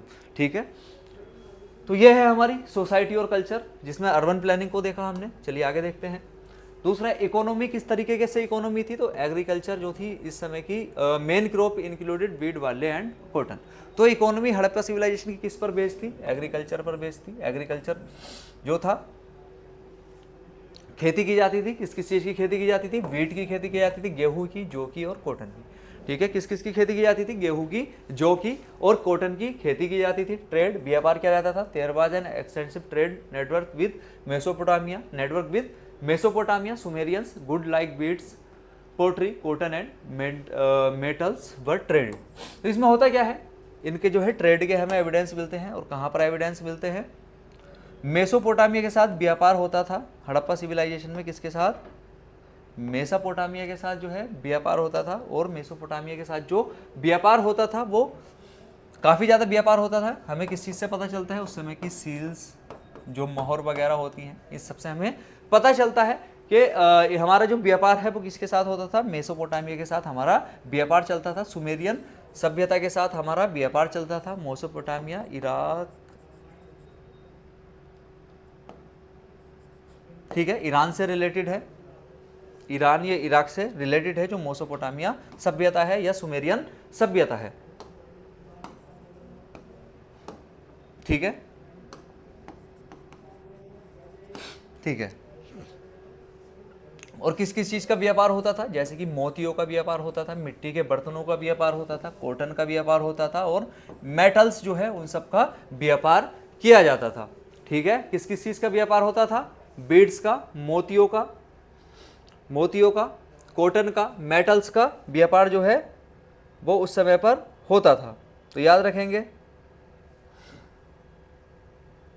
Next is craftsmanship Harappa were skilled in bead making, pottery, metallurgy and textile production. जो क्राफ्टमैनशिप थी यानी कि हस्तशिल्प का वो प्रयोग करते थे। और मोतियों का निर्माण करने में काफ़ी वो विकसित थे। मिट्टी के बर्तनों का निर्माण करते थे अच्छे से। मेटल का प्रयोग करते थे यानी कि ब्रॉन्ज का काफ़ी अच्छे से प्रयोग करते थे। और कपड़े का प्रोडक्शन करना, इन सब का प्रोडक्शन करना मानव के द्वारा शुरू कर दिया गया था हड़प्पा सिविलाइजेशन में। आगे देखते हैं। ठीक है, हाँ, इराक की वो है वो सभ्यता। रिलीजन क्या रहता था उनका? Religion of the Indus valley civilization is not fully understood, यानी कि अच्छे से समझा नहीं गया है रिलीजन को कि उन लोगों का रिलीजन क्या था, वो किस धर्म को मानते थे। बट हमें एविडेंस जो है वो सजेस्ट करते हैं। किस चीज पर करते हैं? जैसे फर्टिलिटी कल्ट जो है, जो फर्टिलिटी कल्ट रिलीजन है एक तरीके का, वो लोग मानते थे, वो परसिव करते थे किसकी? एनिमल की और पॉसिबल डाइटीज की, जैसे कि मदर गोडेस वगैरह। ठीक है, चलिए एक चीज देख लेते हैं यहाँ पर। पहले इसको पूरा देखेंगे। फिगरिन्स ऑफ एनिमल्स, एनिमल की जो है कुछ मूर्तियां मिली हैं। जैसे यूनिकॉर्न, यूनिकॉर्न होता है एक सींग का घोड़ा, उसके बीचों बीच में एक सींग होता है, उसको यूनिकॉर्न बोलते हैं। और बुल, ठीक है, ये जो है पाए गए हैं, इंडिकेट करते हैं कि टोटेमिक बिलीफ को भी जो उस समय पर माना जाता था। टोटेमिक बिलीफ के धर्म में भी जो वो लोग विश्वास करते थे। तो चलिए अभी हम क्या जानेंगे। हमने क्या देखा यहाँ पर? फर्टिलिटी कल्ट देखा, सरपेंट कल्ट हमने पहले देखा था मीजोलिथिक, पैलियोलिथिक में, यहाँ पर देखा टोटेमिक बिलीफ। तो तीनों को ब्रीफली जान लेते हैं क्या क्या होता है ये।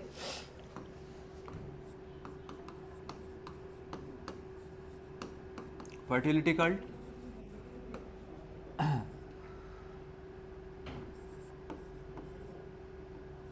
सरपेंट कल्ट,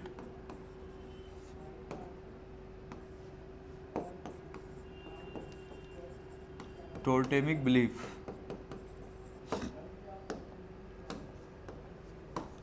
अभी हमने क्या जाना था? सबसे पहले सरपेंट कल्ट यानी कि worship of snakes. Fertility cult रहता है हमारा, ये रहता है एग्रीकल्चर को, वर्शिप ऑफ एग्रीकल्चर प्रोडक्शन।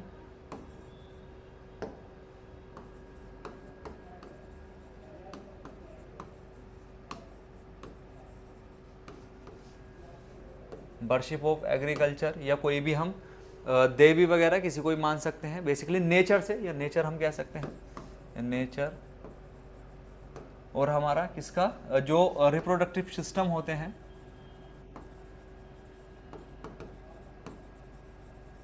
जो रिप्रोडक्टिव सिस्टम रहते हैं वो रहता है हमारा, ठीक है, फर्टिलिटी कल्ट में, कि जो रिप्रोडक्टिव सिस्टम रहते हैं उनकी पूजा करते हैं, उनकी वर्शिप करते हैं।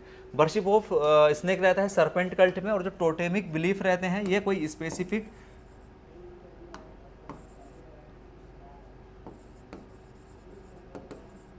स्पेसिफिक प्लांट या फिर हम कह सकते हैं एनिमल की वर्शिप, तो ये होते हैं हमारे टोटेमिक बिलीफ वाले लोग।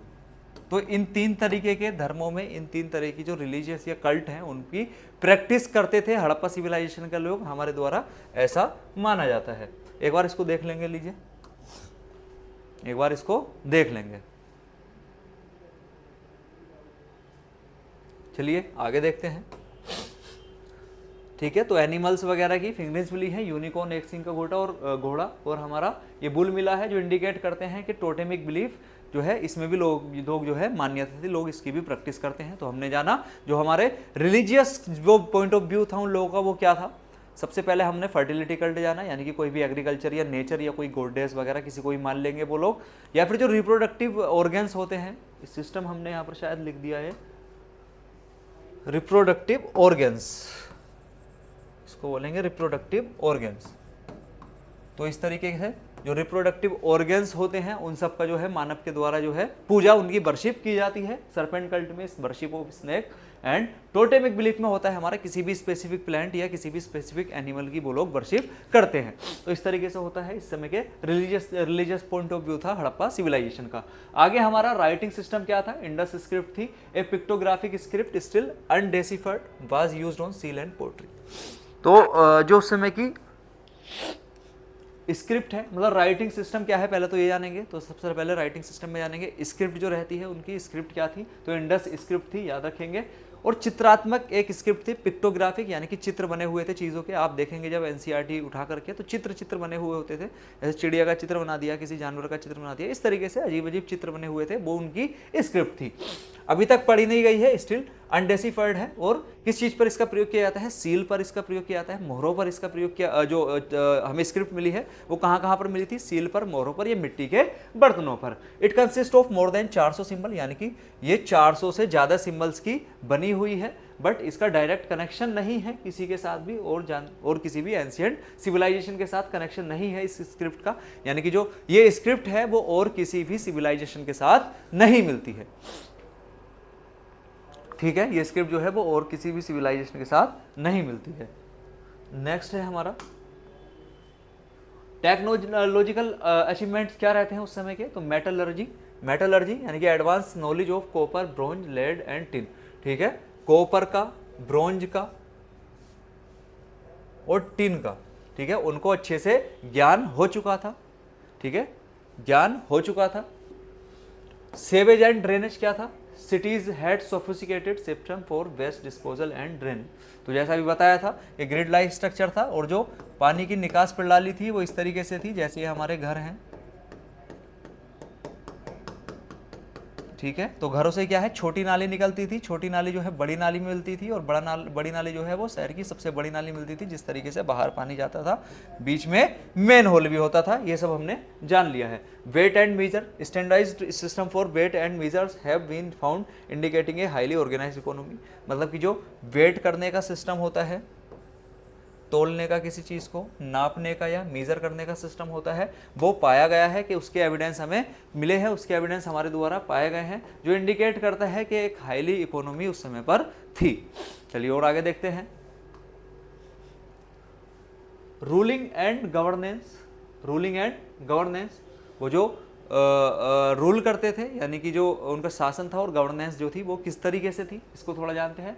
No clear evidence of kings और रूलर्स हैज बीन फाउंड। हमें जो है रूलर्स के वो क्लियर एविडेंस नहीं मिले हैं, हमें न राजाओं के क्लियर एविडेंस मिले हैं, न रूलर्स के क्लियर एविडेंस मिले हैं, ठीक है। But the uniformity of urban planning, जैसे कि अर्बन प्लानिंग उस समय पर थी, ट्रेड का सिस्टम था, व्यापार होता था, स्टैंडर्डाइज्ड वेट था, सजेस्ट स्ट्रॉन्ग सेंट्रलाइज्ड एडमिनिस्ट्रेशन, मतलब कि सजेस्ट करता है कि उस समय पर एक स्ट्रॉन्ग सेंट्रलाइज जो है एडमिनिस्ट्रेटिव सिस्टम था, बट उसके जो है एविडेंस हमें नहीं मिल पाए हैं। ठीक है, आगे देखते हैं।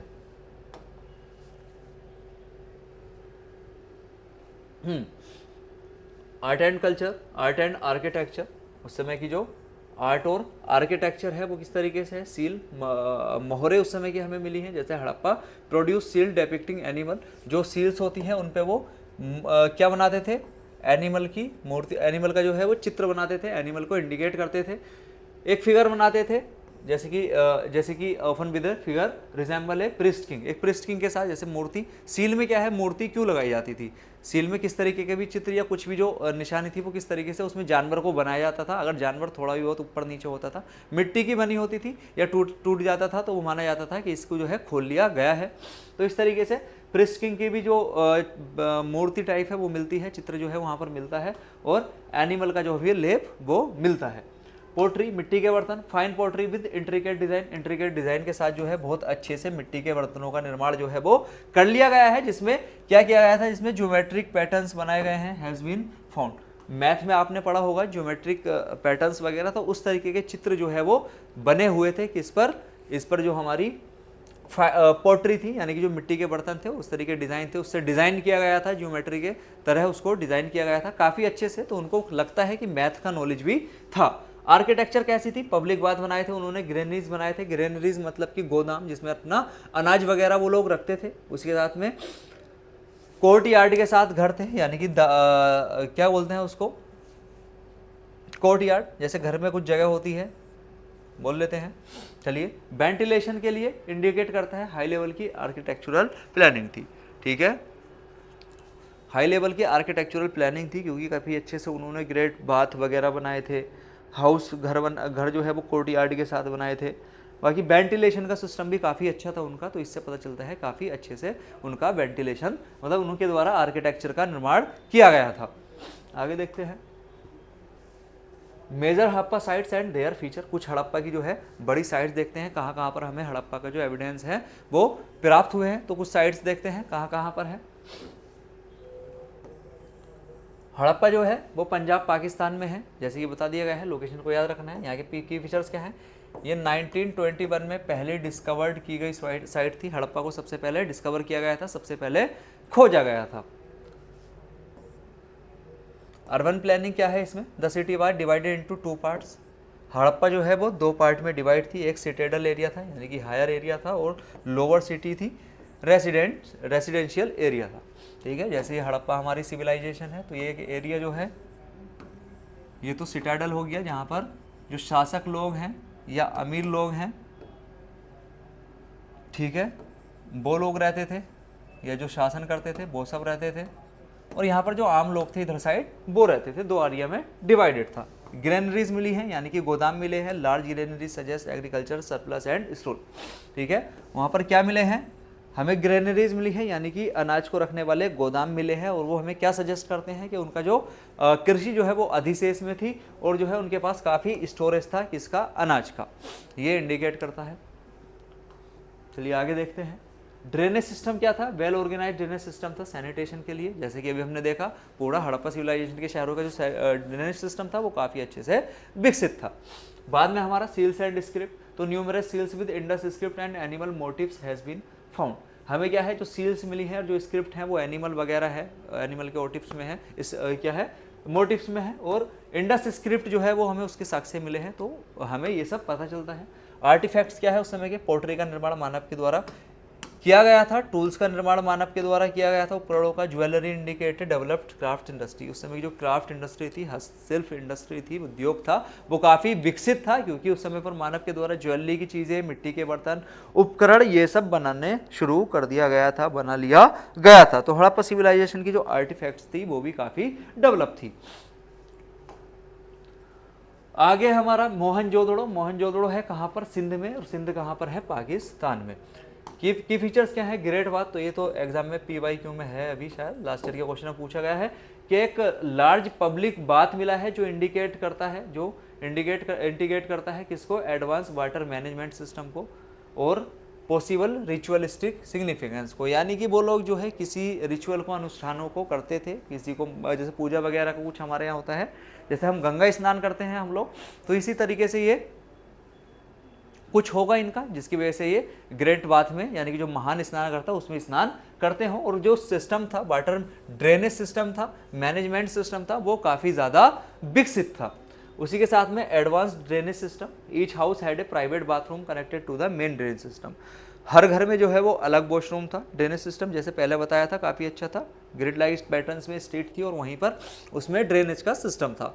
और उसमें क्या था कि बाथरूम जो है वो हर घर में अपना अलग अलग था, और वो सबसे पहले किससे मिल रहा था, छोटी नाली से, फिर बड़ी नाली से, फिर उसके बाद बाहर जाता था, बाहर शहर के निकलता था, ड्रेन होता था। ठीक है, तो ये था अर्बन लेआउट। कैसा था, street were laid out in the grid pattern showcasing advance urban planning. तो वही ग्रिड लाइक स्ट्रक्चर में जो है वो हमारी स्ट्रेट थी, यानी कि जो हमारा शतरंज होता है उसकी तरह की तरीके से स्ट्रेट थी ग्रिड पैटर्न में, जो शोकेस करती हैं, जो बताती हैं कि उस समय का जो लेआउट सिस्टम था, अर्बन लेआउट सिस्टम था, वो काफी ज्यादा विकसित था। ठीक है,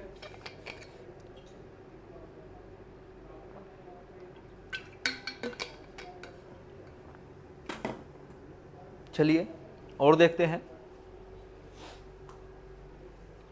famous artifacts. The dancing girl bronze statue, a symbol of Harappan art, and the priest king statue. ठीक है, जो हमारी जगह है मोहनजोदड़ो, याद रखेंगे कहां पर,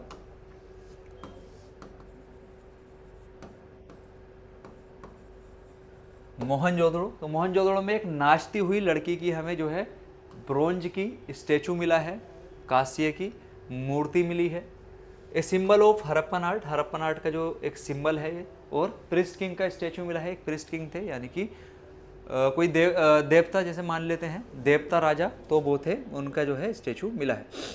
उस समय पर कांस्य की जो मूर्ति बनाई जाती थी वो कैसे बनाई जाती थी, तो उसको बोलते हैं हम मोम विधि। मोम विधि उसको बोलते हैं। जो मोम होता है ना, जो मोमबत्ती वाला मोम होता है, उससे बनाई जाती थी। तो कैसे बनाई जाती थी वो, तो सबसे पहले होता क्या था,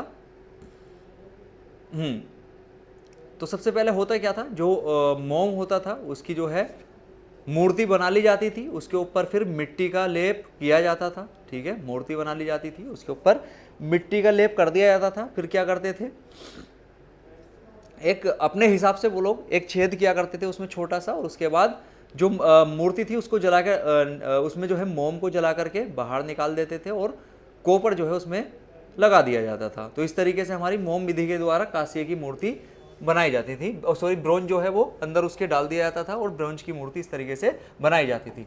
ट्रेड और इकोनॉमी, व्यापार और अर्थव्यवस्था की क्या स्थिति रहती थी, तो हमें एविडेंस मिलते हैं मेसोपोटामिया या सुमेरियन जो सभ्यता है, इराक की है ये, इसके जो है हमें एविडेंस प्राप्त होते हैं, including the use of seals, और इसमें मोहरों का प्रयोग भी इनके द्वारा किया जाता था, सील्स का प्रयोग भी हम इनके द्वारा किया जाता था। ठीक है, जो आइडेंटिफिकेशन और ट्रांजैक्शन के लिए होता था।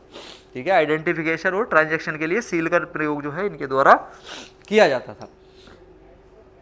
चलिए आगे देखते हैं। धोलावीरा एक प्लेस है, एक साइट है धोलावीरा, और धोलावीरा कहाँ पर स्थित है, तो हमारा जो धोलावीरा है वो स्थित है गुजरात में, गुजरात भारत में, भारत वाले गुजरात में स्थित है जो धोलावीरा है। ठीक है, मोहनजोदड़ो सिंध पाकिस्तान, हड़प्पा पंजाब पाकिस्तान में। वाटर मैनेजमेंट सिस्टम कैसा है यहाँ का, तो ये the site is noted for its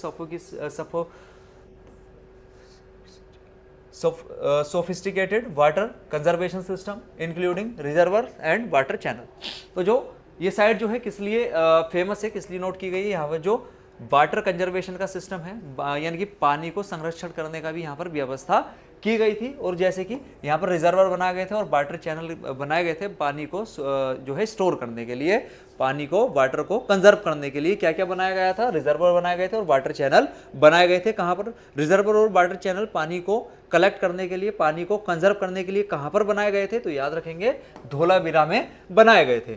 city layout कैसा था, the city is divided into 3 main parts. जो हमने मोहनजोदड़ो की सिटी देखी थी, हड़प्पा की सिटी देखी थी, तो वो कैसी थी, वो 2 पार्ट में डिवाइड थी, सिटाडल और रेसिडेंशियल। बट यहाँ पर हम क्या देखेंगे, ये याद रखेंगे, इंपॉर्टेंट पॉइंट है, इस तरीके के फैक्ट से क्वेश्चन पूछ लेता है। जो सिटी है वो डिवाइडेड है 3 पार्ट्स में, एक तो सिटाडल, मिडल टाउन और लोअर टाउन। ठीक है, सिटाडल पार्ट टाउन, ये 3 पार्ट में, सिटाडल, ये सिटाडल, और ये हमारा है मिडल टाउन, और ये है लोअर टाउन। ठीक है, तो इस तरीके से सिटी डिवाइड हुई थी। तो सिटाडल वही, यहाँ पर शासक वगैरह लोग रहते होंगे, और यहाँ पर रिच लोग रहते होंगे मिडिल टाउन में, या जो एडमिनिस्ट्रेटर होते होंगे वो रहते होंगे। लोअर टाउन में जो आम जनता है, आम लोग, वो रहते होंगे। ठीक है, तो which with each part having its own function, और हर घर का जो फंक्शन है वो अलग अलग है, हर पार्ट का फंक्शन जो है वो अलग अलग है। तो चलिए, इंस्क्रिप्शन हमें क्या क्या मिलते हैं। Dholavira contains one of the largest collection of inscription in the Indus script. यहाँ पर बहुत सारे इंस्क्रिप्शन मिले हैं धोलावीरा में, जिन पर इंडस स्क्रिप्ट का प्रयोग किया गया है, लेकिन इंडस स्क्रिप्ट को तो अभी तक पढ़ा नहीं गया है। आगे देखते हैं। फोर्टिफिकेशन था, it had impressive stone built walls and gates. इसका जो है फोर्टिफिकेशन हुआ था, मतलब कि जो किला बंदी थी, किला बंदी बोलते हैं इसको।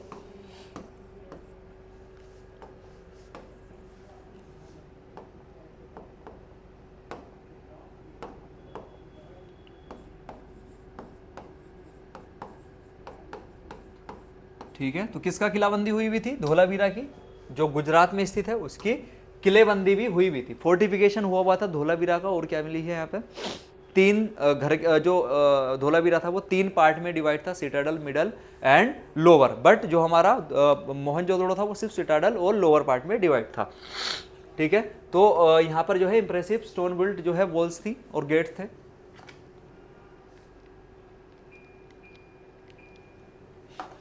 ठीक है, impressive stone build walls and gates, इसका किलेबंदी हो रखी थी पूरे धोलावीरा की, और जो है पत्थर से जो है पत्थर के गेट बने हुए थे और दीवारें बनी हुई थी। यानी कि किलेबंदी तो आप समझते हैं, जैसे कि कोई ये किला है जो इनका शहर था।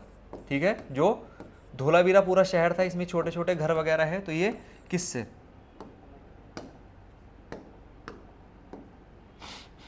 तो जो है किलेबंदी हो रखी थी। गेट जो थे वो पत्थर के थे, ऐसे यहाँ हो सकता है गेट, यहाँ हो सकता है गेट, बट जो है किलेबंदी हो रखी थी और चारों तरफ दीवार थी किसकी? पत्थर की।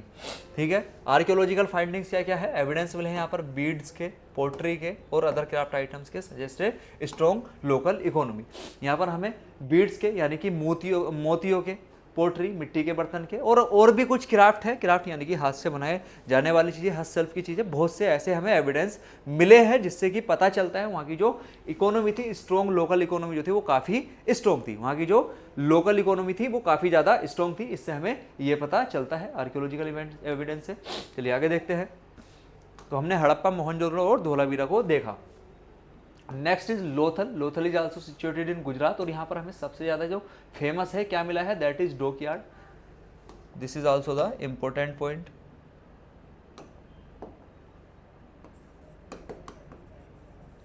ठीक है, तो क्या मिला है? लोथल गुजरात में हमें डॉकयार्ड प्राप्त हुआ है। Lothal is famous for its well plan dockyard. Lothal जो है फेमस है अपने वेल प्लान डॉकयार्ड के लिए, यानी कि जहाँ पर जहाज वगैरह का सामान बनता है। ठीक है, जहाज बनता है या जहाज का सामान बनता है, तो ये सब वही जहाज से रिलेटेड सामान बनता है, जहाज का सामान बनता है, जहाज का निर्माण होता है, उसको डॉकयार्ड हम बोलते हैं। यहाँ पर एक सजेस्ट करता है कि ये विकसित होता हुआ जो है मैरीटाइम ट्रेड था, यानी कि पानी से होने वाला जो व्यापार था, डॉकयार्ड से देखकर पता चलता है कि काफ़ी विकसित था। मैरीटाइम जो ट्रेड था उनका वो काफ़ी ज़्यादा विकसित था। ठीक है, तो याद रखेंगे लोथल गुजरात है, लोथल गुजरात में स्थित है। और यहाँ पर क्या मिला है? हमें डॉकयार्ड मिला है, जो इंपॉर्टेंट है, पूछ लेता है, इसको याद रखेंगे। और जो है इससे पता चलता है काफ़ी ज़्यादा विकसित जो है वो यहाँ पर क्या है? मैरीटाइम ट्रेड था, trade center. It was a major center for bead making.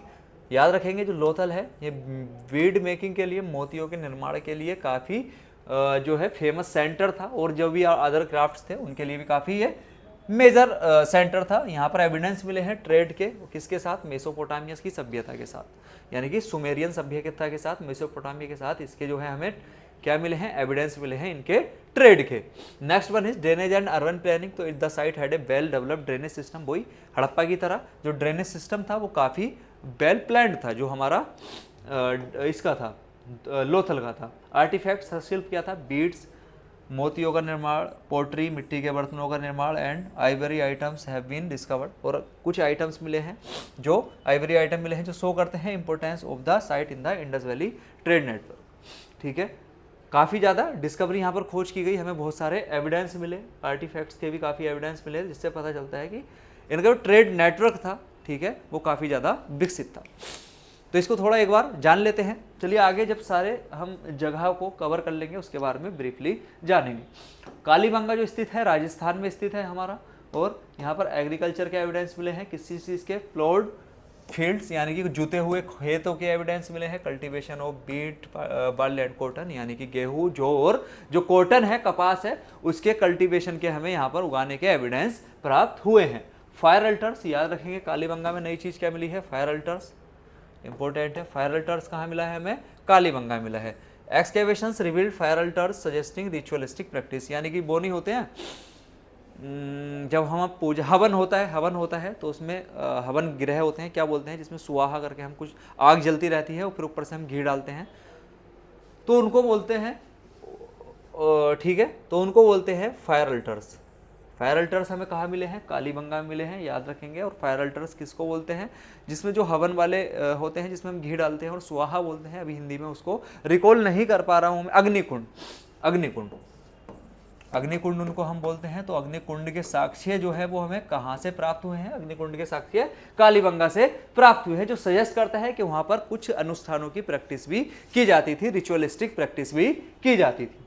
Next one is houses, घर कैसे थे, the house were built with mud brick, मिट्टी की ईंटों के घर बने हुए थे कालीबंगा राजस्थान में। और layout of the city indicates planned settlement, और जो लेआउट था सिटी का वो इस तरीके से बना हुआ था जिससे पता चलता है कि उस समय पर जो है काफ़ी प्लान्ड तरीके से सेटलमेंट किया गया है, ठीक है, काफ़ी प्लान्ड तरीके से सेटलमेंट को किया गया है। आगे देखते हैं,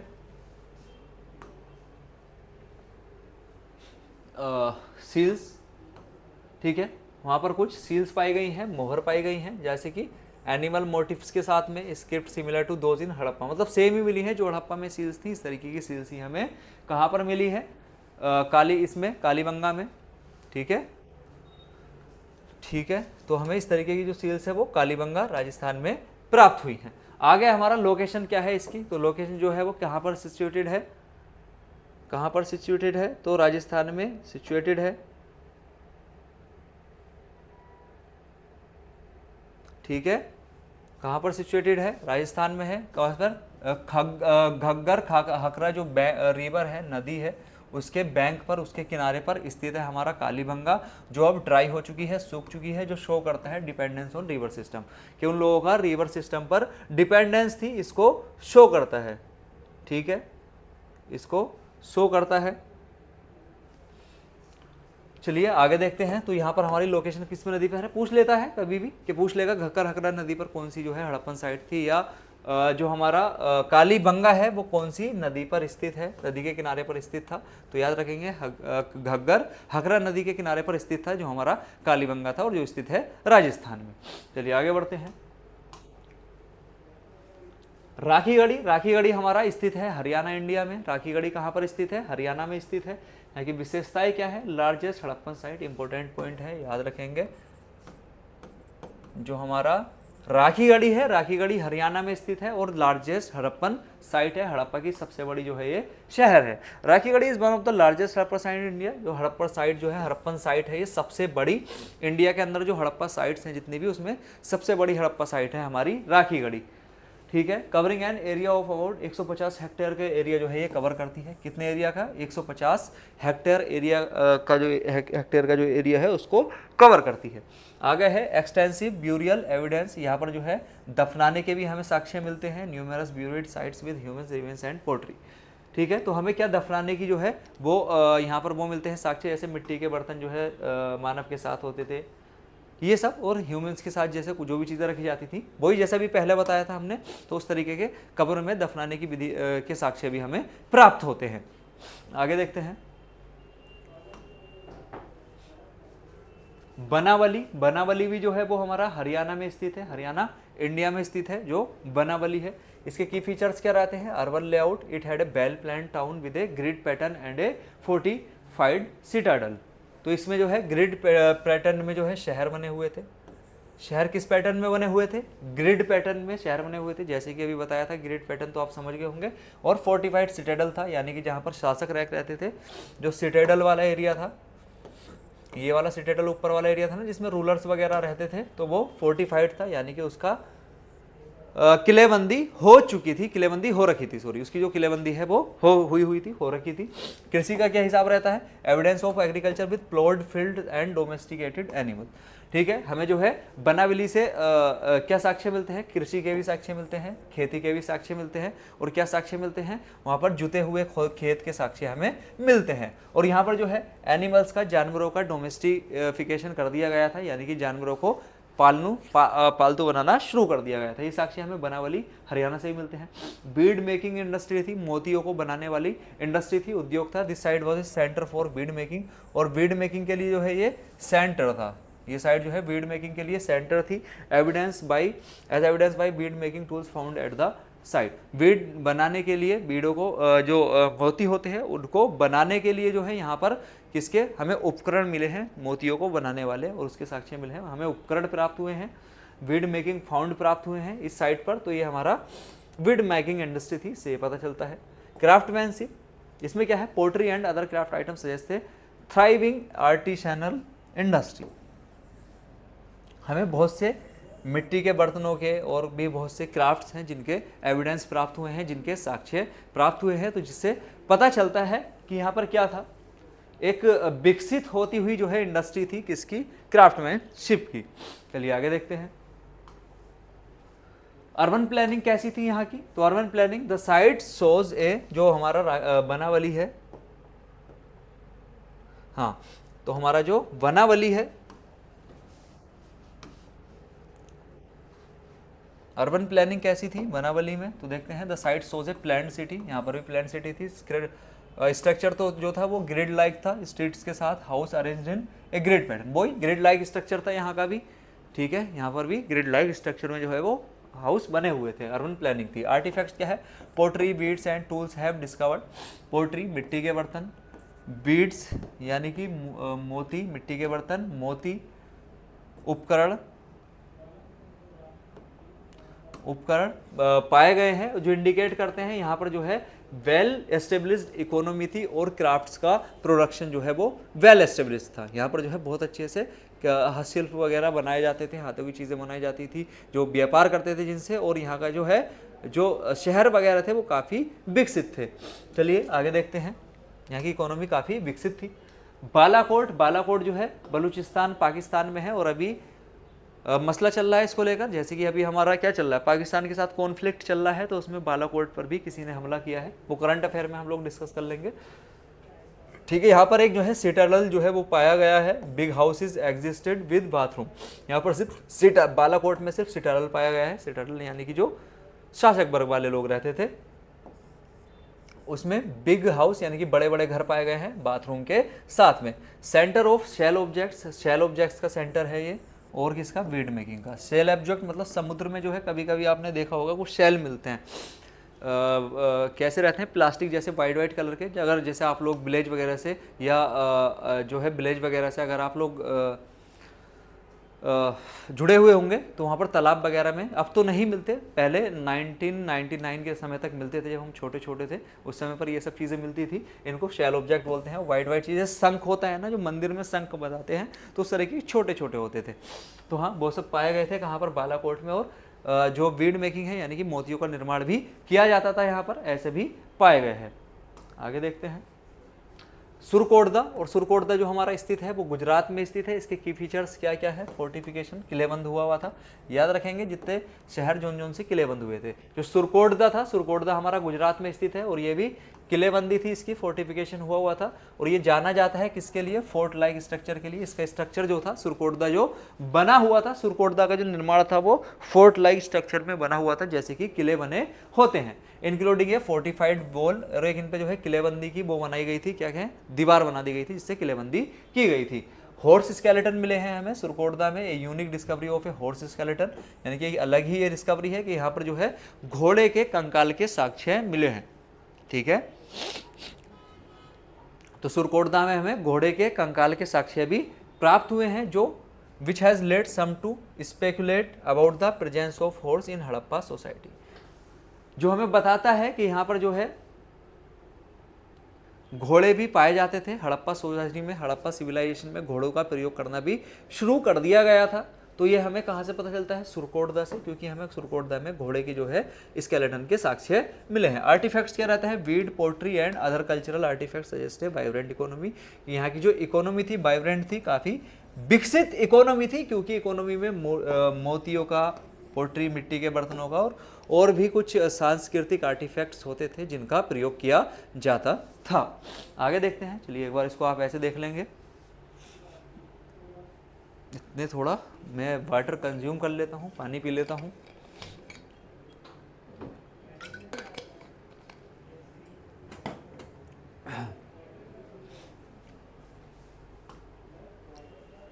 ठीक है, चानूदड़ो जो है वो हमारा कहाँ पर स्थित है? सिंध पाकिस्तान में स्थित है।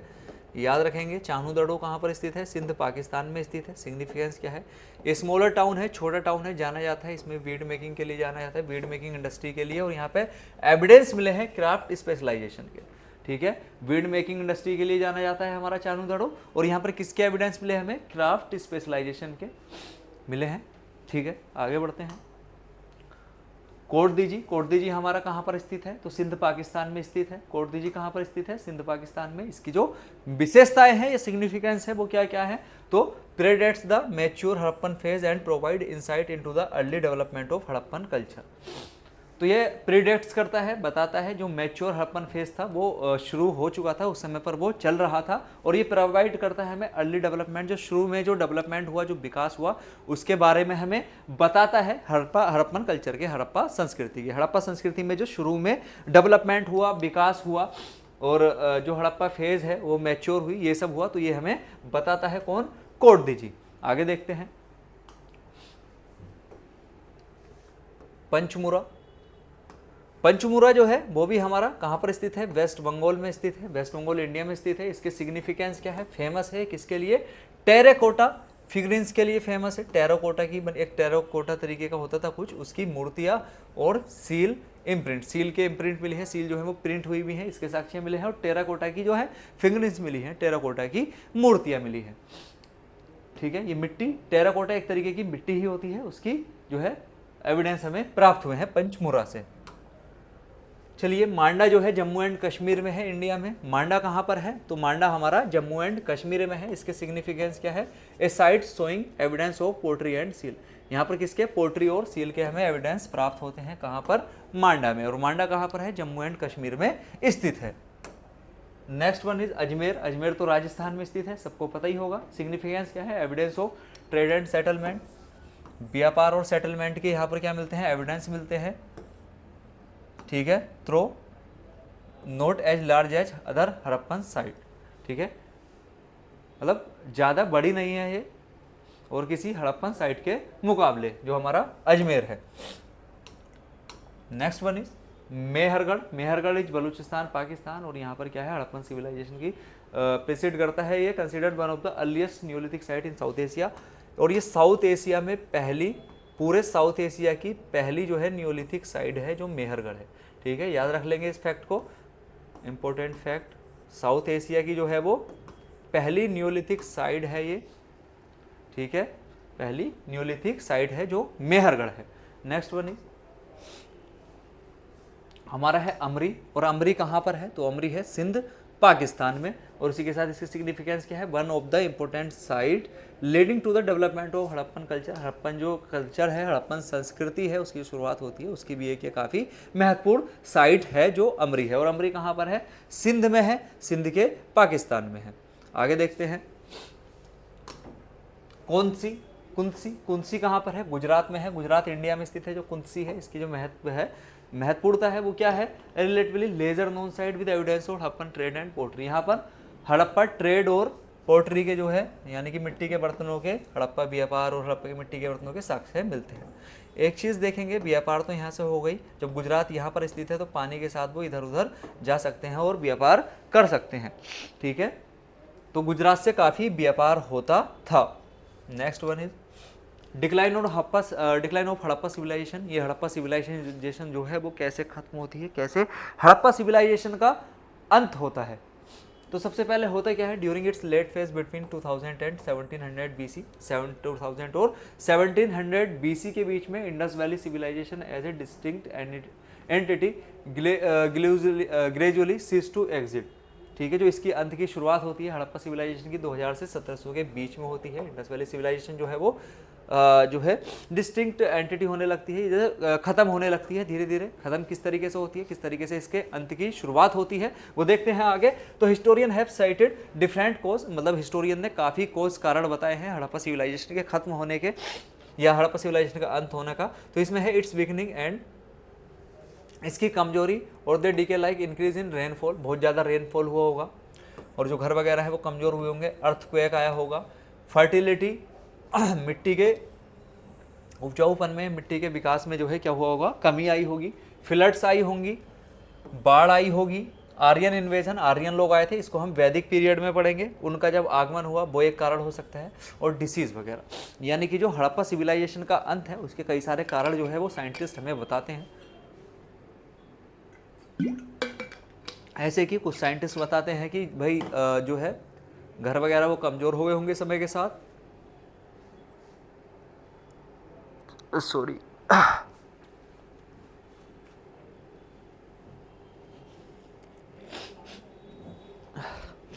जो फ्लड होती है, बाढ़ आई होगी वहाँ पर, अर्थक्वेक आ सकता है, बाढ़ आ सकती है, उसी के साथ में जो मिट्टी का उपजाऊपन है, मिट्टी का उपजाऊपन कम हो गया होगा, नदी में बाढ़ आ गई होगी, नदी सूख गई होंगी। बहुत से ऐसे रीजन हो सकते हैं, जैसे आर्यन का इन्वेजन होता है जो हम वैदिक पीरियड में पढ़ेंगे। आर्यन के द्वारा जो है आक्रमण किया जाता है नॉर्थ वेस्ट साइड से, तो वो एक कारण हो सकता है, उन्होंने सबको मार दिया हो, वो राजा बन गए हों, ऐसा कुछ वो सब हम पढ़ेंगे। तो यही सब हो सकता है जो साइंटिस्ट बनाते हैं कि हड़प्पा सिविलाइजेशन के अंत का कारण यही है। किसी को एक पुख्ता सबूत नहीं मिला है कि क्या पुख्ता कारण है। मोर्टिमर व्हीलर पॉइंट करते हैं कि Harappan culture was destroyed by Aryan. एक मानव शास्त्री है मोर्टिमर व्हीलर। कौन? Mortimer Wheeler. ये बताते हैं कि जो हड़प्पा कल्चर है वो डिस्ट्रॉय कर दिया गया, खत्म कर दिया, किसके द्वारा? आर्यन के द्वारा। जो आर्यंस आए उन्होंने हड़प्पा के लोगों को मार दिया, और इस तरीके से ये बताते हैं मोर्टिमर व्हीलर।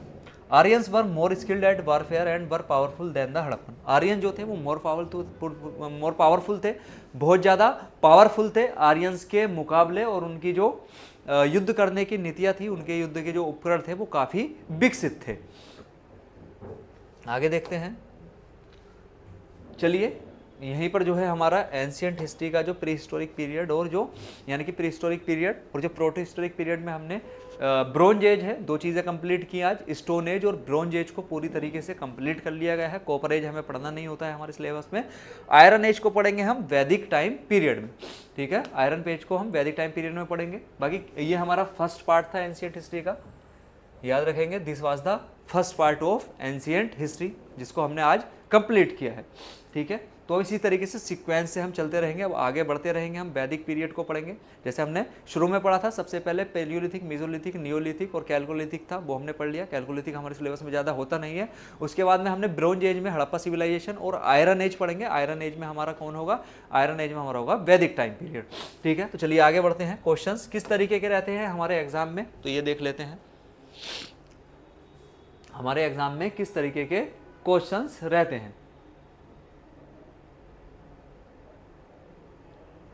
ठीक है, तो सबसे पहले mesolithic period in India is characterize by. जब मीजोलिथिक पीरियड को किस में करेक्टराइज किया जाता है इंडिया में, तो इस समय मीजोलिथिक पीरियड में क्या हुआ था? आयरन टूल्स तो हमारे वैदिक में यूज होंगे, जैसे कि बताया वैदिक पीरियड के हैं ये। केव पेंटिंग्स बनने लगी थी मीजोलिथिक में। कौन सी? केव पेंटिंग्स का निर्माण होने लगा था, जो हमने पढ़ा था भीमबेटका में, मध्य प्रदेश में, ठीक है। अर्बन सेटलमेंट जो है वो हमारा हुआ था न्यूलिथिक एज में, और डोमेस्टिफिकेशन भी मीजोलिथिक में एज में हुआ था, यानी कि कम हुआ था। एनिमल्स का नहीं हुआ था उस टाइम, डॉग का हुआ था। तो हमारा option C will be the correct answer for this question. तो इस तरीके से हमें जब क्वेश्चन एग्जाम में इस तरीके के ही क्वेश्चन पूछे जाते हैं। शायद ये लास्ट ईयर का ही क्वेश्चन है। तो होता क्या है, जब हमें क्वेश्चन पूछे जाते हैं, हमें चारों ऑप्शंस को देखना है, चारों के बारे में हमने क्या क्या पढ़ा, इस तरीके से क्वेश्चंस को सोल्व करना है। चलिए आगे, इस क्वेश्चन को देख लिया आपने, एक बार ऐसे देख लीजिए, फिर नेक्स्ट क्वेश्चन देखते हैं। Next question is which of the following site is associated with the earliest evidence of agriculture in the Indian subcontinent. बताएंगे। तो जैसे अभी हमने क्या किया था, 3-4 बार ये पढ़ लिया कि अर्ली एविडेंस एग्रीकल्चर के वो कहाँ पर मिले हैं, इंडियन सबकॉन्टिनेंट में, मेहरगढ़ में। 3-4 बार हम इसको डिस्कस कर चुके हैं, 3-4 बार हम उसको पढ़ चुके हैं कि भाई मेहरगढ़ में कृषि के साक्ष्य हमें प्राप्त हुए हैं। लोथल में डॉकयार्ड, भीमबेटका में केप पेंटिंग ये मिला है, और उसी के साथ में कालीबंगा जो हमारा गुजरात में था उसमें क्या वहाँ पर मिला है,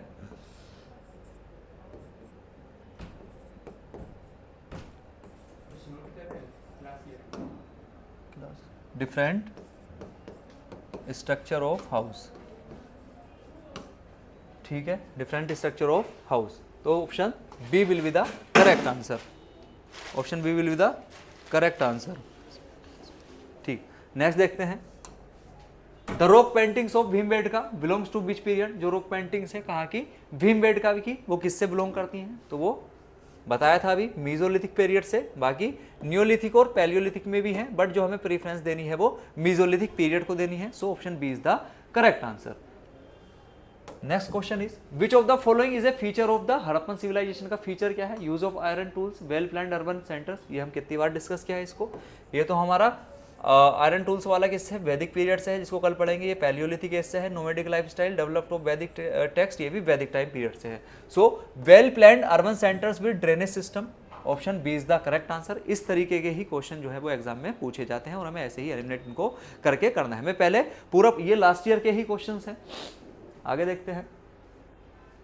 the great bath is a prominent structure found at which Harappan site. Great bath कहाँ पे मिला है, मोहनजोदड़ो में। पीवाई की लास्ट ईयर का है, 2023 का 24 का है शायद ये।